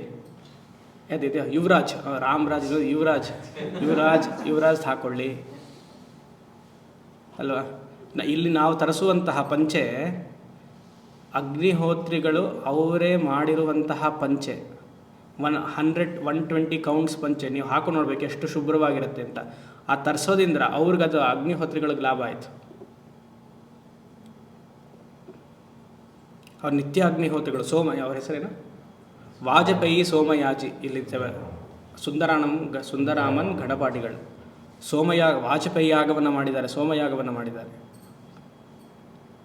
ಅವ್ರು ಹೇಳಿದ್ರು ಪಾಪ ಮೊನ್ನೆ ಫೋನ್ ಮಾಡಿದಾಗ, ನಮಗೆ ಯಾತಕ್ಕೆ ನಾವು ವಸ್ತ್ರ ಮಾಡಿದ್ದೀವಿ ಅಂದರೆ, ಅಗ್ನಿಹೋತ್ರಿಗಳನ್ನೆಲ್ಲ ತಿಳ್ಕೊಂಡು ಗೃಹಸ್ಥರು ದಾನ ಮಾಡಬೇಕು. ನಮ್ಗೆ ಎಷ್ಟು ಅಂತ ಕೇಳೋದು ನಾಚಿಕೆ ಆಗುತ್ತೆ. ಕೊಡುವಂಥದ್ದು ಅವ್ರ ಧರ್ಮ. ಆಮೇಲೆ ನಮಗೆ ಬೈತಾರೆ. ಅದಕ್ಕೆ ಅವ್ರನ್ನ ಕೇಳಬಾರ್ದು ಅಂತ ನಾವೇ ಒಂದು ಫ್ಯಾಕ್ಟ್ರಿನ ಓಪನ್ ಮಾಡಿದ್ವಿ. ಏನು ಫ್ಯಾಕ್ಟ್ರಿ? ಬಟ್ಟೆ ಫ್ಯಾಕ್ಟ್ರಿಯನ್ನು. ಅದರಿಂದ ಅದು ಬರಲಿ ಹಾಗೆ ಅಂತ. ರಾಜನ ಕರ್ತವ್ಯ ಈ ಥರ ಪಾಠಶಾಲೆಗಳನ್ನು, ಆಶ್ರಮಗಳನ್ನು, ಮಠಗಳನ್ನು ನೋಡ್ಕೊಳ್ಳೋದು ರಾಜವನ್ನ ಕರ್ತವ್ಯ ಆಗಿತ್ತು ಆಗಿನ ಕಾಲದಲ್ಲಿ. ಈಗ ರಾಜರೆಲ್ಲ ಕೂತಿದ್ದಾರಲ್ಲ, ಭ್ರಷ್ಟ ರಾಜಕಾರಣಿಗಳೆಲ್ಲ ಏನು ಮಾಡ್ತಾರೆ? ಅದಕ್ಕೆ ಅವ್ರು ಮಾಡ್ತಿಲ್ಲ ಅಂತಾರೆ. ಇವಾಗ ಮಠಗಳೆಲ್ಲ ಮಾಡ್ತಿರೋದು, ಆಶ್ರಮಗಳೆಲ್ಲ ಮಾಡ್ತಿರೋದು. ರಾಜರ ಕರ್ತವ್ಯವನ್ನು ಅವ್ರು ಮಾಡ್ತಿಲ್ಲ, ಲೋಪ ಆಗಿದೆ ಅಂತ ಸನ್ಯಾಸಿಗಳದನ್ನು ಹೇರಿಸ್ಕೊಂಡಿದ್ದಾರೆ ಅವ್ರ ಮೇಲೆ. ಇವಾಗ ಶೃಂಗೇರಿ ಮಠಕ್ಕಾಗಲಿ ಯಾಕಷ್ಟಿದೆ, ಅವರು ಎಲ್ಲರನ್ನೂ ಕರೆದು ವೇದ ವಿದ್ಯಾರ್ಥಿಗಳನ್ನೆಲ್ಲ ಪ್ರೋತ್ಸಾಹಿಸಿ ಅವ್ರಿಗೆ ಇಷ್ಟು ಕೊಡ್ತೀನಿ ಅಂತ ಹೇಳಬೇಕಾಗಿತ್ತು. ಯಾಕಂದರೆ ರಾಜರ ಕರ್ತವ್ಯ ಅದು. ಅಲ್ಲಿ ಮಾಡ್ತಿಲ್ಲ ಅಂತ ಅವ್ರು ಕರೆದು ನಮ್ಮ ಮಠದಿಂದ ಸಂಭಾವನೆ ಹೋಗಲಿ. ಇಲ್ಲಿ ಆಶ್ರಮದಲ್ಲಿ ಯಾರೋ ಒಬ್ಬರು ಗಣಪಾಟಿಗಳು ಯಾರು ಬಂದರೆ ಅವ್ರನ್ನ ಗುರುತಿಸಿ, ಅವ್ರನ್ನ ಕಳಿಸಿ, ಅವ್ರಿಗೆ ಒಂದು ಮರ್ಯಾದೆ ಮಾಡಿ, ಸಬ್ಸ್ಟ್ಯಾನ್ಷಿಯಲ್ ಅನ್ನು ಸ್ವಲ್ಪ ಕೊಟ್ಟು ಆಮೇಲೆ ಕಳಿಸ್ಬೇಕು. ಇದೆಲ್ಲ ಒಂದು ಮ್ಯಾಕ್ರೋ ಕಾಸಮಲ್ಲಿ ಇದೆಲ್ಲ ನಡೆಯುತ್ತೆ. ನಂದು ಅಂತಿದ್ರೆ ಆಗೋದಿಲ್ಲ. ಯೋಚನೆ ಮಾಡಿ. ಫ್ಯೂಚರ್ಗೆ ನೋಡೋಣ ಸ್ವಾಮಿ, ಫ್ಯೂಚರ್ಗೆ ನೋಡೋಣ. ನೀವು ಫ್ಯೂಚರಲ್ಲಿ ಇರಲ್ಲಪ್ಪ, ನೀನೇನು ನೋಡ್ತೀಯ ಫ್ಯೂಚರಲ್ಲಿ? ಈಗ ಮಾಡಬೇಕು ಅಲ್ವಾ? ಮಾಡೋದನ್ನು ಈ ಕ್ಷಣದಲ್ಲಿ ಮಾಡಿಬಿಡು. ಫ್ಯೂಚರಲ್ಲಿ ಮಾಡ್ತೀನಿ ಅಂತ ಆಗಲ್ಲ. ಯೋಚನೆ ಮಾಡಿ. ವಾಸಾಂಸಿ ಮಮಗಾವಶ್ಚ. ವಸ್ತ್ರ ಬರಲಿ, ಮತ್ತು ಹಸುಗಳು ಗಾವ ಬರಲಿ. ಯಾಕಂದರೆ ಹಸು ಬೇಕಾಗಿತ್ತು ಆಗಿನ ಕಾಲದಲ್ಲಿ. ಈಗ ನೀವು ವಾಹನಗಳಂತ ಹಾಕ್ಕೊಳ್ಳಿ, ದ್ವಿಚಕ್ರ ವಾಹನ, 2 ವೀಲರ್ 4 ವೀಲರ್ ಅಂತ ಹಾಕ್ಕೊಳ್ಳಿ. ವಾಸಾಗುಂ ಸಿಮ ಮಗಾವಶ್ಚ, ಅಷ್ಟೇ ಅಲ್ಲ, ಅನ್ನಪಾನೇ ಚ ಸರ್ವದ, ಸರಿಯಾದ ಅನ್ನ ಸಿಗಲಿ ನನಗೆ, ಪಾನ ನೀರು ಸಿಗಲಿ. ನೀರನ್ನು ದುಡ್ಡು ಕೊಟ್ಟು ಕೊಂಡ್ಕೊಳ್ಳುವಂತಹ ಪರಿಸ್ಥಿತಿ ಬಂದಿದೆ ನಮಗೆ ಇವಾಗ. ಅನ್ನವನ್ನು ಮಾರಿ ಊಟ ಮಾಡುವಂತಹ ಪರಿಸ್ಥಿತಿ ಬಂದಿದೆ. ಅದೆಲ್ಲ ಹೇಳೋಕ್ಕಾಗಲ್ಲ 21ನೇ ಶತಮಾನದಲ್ಲಿ. ಇದೆಲ್ಲ ಮುಂಚೆನೇ ಹೇಳಿದ್ದೀನಿ, ಕಠೋಪನಿಷತ್ತು ಹೇಳಿದ ಜ್ಞಾಪಕ ನನಗೆ. ಅನ್ನವನ್ನು 50 ರೂಪಾಯಿಗೆ ಮಾರಿದ್ರೆ ಅನ್ನದಾನನ, ಅನ್ನ ಭ್ರಷ್ಟತೆನ ಅದು. ನಾನು ಅನ್ನ ತಗೊಳ್ಳೋದಲ್ಲಿ ಹೇಳ್ತಿಲ್ಲ, ಇಲ್ಲೆಲ್ಲ ಹೋಟೆಲ್ ಇಂಡಸ್ಟ್ರಿಲೆಲ್ಲ ಮಾಡ್ತಾರಲ್ಲ ಅದಕ್ಕೆ ಹೇಳ್ತಾ ಇದ್ದೀನಿ. ಇಲ್ಲ ಸ್ವಾಮಿ, ಆ ಥರ ಮಾಡಿದವ್ರೆ ಪಾಪ ಊರಿಂದ ಬಂದಿರ್ತಾರೆ, ಅವ್ರು ಎಲ್ಲಿ ಊಟ ಮಾಡಬೇಕು, ಅವ್ರಿಗಾದ್ರೂ ಕೊಡಬೇಕಲ್ವ. ಅದೆಲ್ಲ ಸರಿ, ಪ್ರಾಕ್ಟಿಕಲ್ ಪ್ರಾಬ್ಲಮ್ಸ್ ಇದೆ. ನಮಗೆ ಸಾಧ್ಯವಾದಷ್ಟು ಅನ್ನವನ್ನು ಮಾರಬಾರ್ದು, ಅವರದು ಮಾಡಿಕೊಳ್ಳಿ. ಯೋಚನೆ ಮಾಡಿ. ಈಗಿನ ಕಾಲ ಹಾಗೆಲ್ಲ ಅಗ್ರೀಡ್. ಬಟ್ ನಮಗೆ ಸಾಧ್ಯವಿದೆಯಾ ಆದಷ್ಟು ಅನ್ನದಾನ. ಯಾವುದೇ ಅಸೈಡ್ ನೋಟ್, ಇದರಲ್ಲಿಲ್ಲ, ಉಪನಿಷತ್ತಲ್ಲಿಲ್ಲ, ಒಂದು ವಿಚಾರ ತಿಳಿಸ್ತಾ ಇದ್ದೀನಿ. ಯಾವುದೇ ಗ್ರಹದ ತೊಂದರೆ ಇದ್ದರೆ ಅನ್ನದಾನದಲ್ಲಿ ನೀವು ಅನ್ನದಾನವನ್ನು ಮಾಡಿ ಆ ಸಂತೃಪ್ತಿಗೊಂಡ್ರೆ ಅವರು, ಆ ಗ್ರಹದೋಷ ಖಂಡಿತ ಆಗುತ್ತೆ. ಯಾಕಂದರೆ ಯಾವ ಅನ್ನದಾನ ಮಾಡೋದ್ರಿಂದ ಎಲ್ಲವೂ ತೃಪ್ತಿ. ಯಾಕೆಂದರೆ ಅನ್ನದಾನ ಮಾಡೋದ್ರಿಂದ ಗುರುಗ್ರಹ ತೃಪ್ತಿ ಆಗ್ತಾನೆ. ಯಾಕೆ? ಜ್ಯೋತಿಷ್ಯವನ್ನು ಓದಿರೋರು ಹೇಳಿ. ಯಾರು ಓದಿರ್ತೀರ ಆಸಕ್ತಿ ಮಾತ್ರ ಜ್ಯೋತಿಷ್ಯದಲ್ಲಿ, ಏನೋ ನನ್ನ ಜಾತಕ ನೋಡ್ಕೊಂಬಿಡ್ಬೇಕು ಅಷ್ಟು. ನನಗೆ ಗುರು ಎಲ್ಲಿದ್ದಾನೆ, ಶುಕ್ರ ಎಲ್ಲಿದ್ದಾನೆ, ನನಗೆ ಅವನಲ್ಲಿದ್ದಾನೆ. ಯಾತಕ್ಕೆ? ಇದು ಲಾಜಿಕ್ಕು. ಯಾಕಪ್ಪ? ಗುರು ಲೈಕ್ಸ್ ದಾನಮ್ಮ. No guru is equal to ಜೀವ. ಜ್ಯೋತಿಷ್ಯದಲ್ಲಿ ಜೀವವನ್ನು ಧರಿಸುವವನು ಗುರು. ಅನ್ನದಾನ ಮಾಡೋದ್ರಿಂದ ಜೀವ ತೃಪ್ತಿ ಆಗುತ್ತೆ, ಗುರುಗ್ರಹಕ್ಕೆ ಸಂತೋಷ ಆಗುತ್ತೆ. ಆಗ ನಿಮಗೆ ಈ ಜನ್ಮದಲ್ಲಿ, ಮುಂದಿನ ಜನ್ಮದಲ್ಲಿ ಆ ಬ್ಲೆಸ್ಸಿಂಗ್ಸ್. ಜಾತಕದಲ್ಲಿ ಗುರು ಬಲಿಷ್ಠನಾಗಿದ್ದರೆ ಯಾವ ಗ್ರಹ ಹೇಗೆ ಬೇಕಾದರೂ ಆಟಾಡ್ಬೋದು. ಅಸೈಡ್ ನೋಟ್, ಈ ಉಪನಿಷತ್ತಲ್ಲಿಲ್ಲ, ಸುಮ್ಮನೆ ಹೇಳಿದೆ. ಅನ್ನದಾನ ಇಸ್ ಅ ಬೆಸ್ಟ್ ರೆಮಿಡಿ. ಅನ್ನದಾನಂ ಪರಂ ದಾನಂ ವಿದ್ಯಾದಾನಂ ಅತಃ ಪರಂ ಅನ್ನೇನ ಕ್ಷಣಿಕಾ ತೃಪ್ತಿ ಯಾವಜ್ಜೀವಂ ಚ ವಿದ್ಯೆಯ. ವಿದ್ಯಾದಾನ ಮಾಡಿ, ಅನ್ನದಾನ ಮಾಡಿ. ಸ್ವಾಮಿ ರಕ್ತದಾನ ಕೊಟ್ಬಿಡಿ, ಎಲ್ಲ ರಕ್ತನೂ ಕೊಟ್ಬಿಡಿ. ಫಸ್ಟ್ ಕೊಡಬೇಕು, ರಕ್ತನೇ ಇರಬಾರ್ದು, ಕೊಟ್ಬಿಡಿ ಎಲ್ಲ. ಅದು ಕೊಟ್ಟರೆ ಸಂತೋಷ ಅಲ್ವಾ? ಅನ್ನಪಾನೇ ಚ ಸರ್ವದ, ಯಾವಾಗಲೂ ಬರಲಿ ಅಂತ ಅನ್ನ. ಮತ್ತು ಇದು ರೆಡ್ ರೈಸಾ ವೈಟ್ ರೈಸಾ ಕೇಳ್ಬಿಡಿ, ಅನ್ನ ಅಷ್ಟೇ. ನಿಮ್ಮ ಆರೋಗ್ಯಕ್ಕೆ ಯಾವುದೋ ಅದು. ನೋಡಿದ್ವಿ, ತಥೋ ಮೇ ಶ್ರಿಯಮಾವಹ ಲೋಮಶಾಂ ಪಶುಭಿಸ್ ಸಹ ಸ್ವಾಹ. ಇಲ್ಲಿ ಸ್ವಾಹಾಲ ಬಂದಿರೋದ್ರಿಂದ ಆ ಮಂತ್ ಹೇಳಿ ಸ್ವಾಹಾಕಾರವನ್ನು ಹೋಮದಲ್ಲಿ ಆಜ್ಯವನ್ನು ಕೊಡುವಂಥದ್ದು, ಅರ್ಪಣೆ ಮಾಡುವಂಥದ್ದು. ಲೋಮಶಾಂ ಏನು ಪ್ರಾರ್ಥನೆ? ಲಕಾರ ರಕಾರ ಅಭಯೋರ್ಭೇದ. ಆ್ಯಕ್ಚುಲಿ ಅದು ರೋಮಶಾಮ್ ಇರಬೇಕು, ರ ಅಲ್ಲ ಪರವಾಗಿಲ್ಲ. ನನ್ನ ಪಾಠಶಾಲೆಯಲ್ಲಿ ಮೇಕೆಗಳನ್ನ ಇಟ್ಕೊಂಡಿದ್ದೀನಿ. ಮೇಕೆಗೆ ಕೂದಲು ಚೆನ್ನಾಗಿ ಬೆಳೀಲಿ, ಲೋಮಶಾಂ ರೋಮಶಾಂ ಪಶುಭಿಸ್ ಸಹ ಸ್ವಾಹ. ಪಶು ಅಂದರೆ ಮೇಕೆ ಅಂತ ಇಲ್ಲಿ. ಆ ಮೇಕೆಗೆ ಕೂದಲು ಚೆನ್ನಾಗಿ ಬೆಳೆದ್ರೆ 1-2 ವರ್ಷ ಆದಮೇಲೆ ಅದನ್ನು ಕೂದಲೆಲ್ಲ ಕಟ್ಟಿಂಗ್ ಮಾಡಿಸಿ ನಾನು ಅದನ್ನು ಕೋಟ್ ಹಾಗೆ ಮಾಡ್ಕೊಳ್ಳೋಣ. ಅದರ ಅರ್ಥ ನನಗೆ ಚಳಿಗಾಲದಲ್ಲಿ, ಆಗಿನ ಕಾಲದಲ್ಲಿ, ವೇದದ ಕಾಲದಲ್ಲಿ ಚಳಿಗಾಲಕ್ಕೆ ಏನು ಮಾಡಲಿ ನಾನು, ಇದಕ್ಕೆ ಚೆನ್ನಾಗಿ ಕೂದಲು ಬರಲಿ ಅಂತ ಪ್ರಾರ್ಥನೆ. ಪಾಪ ನನಗೆ ಕೂದಲು ಬಿದ್ದೋಯ್ದಿದೆ, ಕಟ್ಟಾಯಿತು, ಏಕೋ ಗೊತ್ತಿಲ್ಲ ಕಟ್ರಿ, ನನಗೆ ಕೂದಲೇ ಬರ್ತಲ್ಲ ಇವಾಗ, ಏನು ಮಾಡಲಿ, ಲೋಷನ್ ಹಚ್ಕೊಳ್ಳ ನೋಡ್ತಿರ್ತೀವಿ. ಯಾಕೆ ಮುಂದೆ ಕೂದಲು ಇದೆ, ಹಿಂದೆ ಕಟ್ಟಾಗೋಗಿದೆ, ಅದು ಟ್ರಿಮ್ ಮಾಡಿಸ್ಲ ಏನು ಮಾಡಿಸ್ಲ ಗೊತ್ತಿಲ್ಲ. ಇದನ್ನು ಪ್ರಾರ್ಥನೆ ಮಾಡಪ್ಪ, ರೋಮಶಾಂ ಪಶುಭಿಸ್ ಪ್ರಾರ್ಥನೆ ಮಾಡಷ್ಟೆ. ಇದು ನಮ್ಮ ಪ್ರಾರ್ಥನೆ ಎಲ್ಲ ಹೀಗೆ. ನಮ್ಮ ಮನೆಯವ್ರಿಗೆ ಇಲ್ಲಿ ಮುಂದೆ ಕೂದಲೇ ಇಲ್ಲ ರೀ, ಇಲ್ಲಿ ಹಿಂದೆ ಇದೆ, ನೀವೇನಾದ್ರು ಸಜೆಸ್ಟ್ ಮಾಡ್ತೀರಾ ಅಂತ ಇದನ್ನು ಹೇಳ್ಕೊಂತ ಹೇಳ್ಬೇಕಷ್ಟೆ. ರೋಮಶಾಂ ಪಶುಭಿಸ್ ಸಹ ಸ್ವಾಹ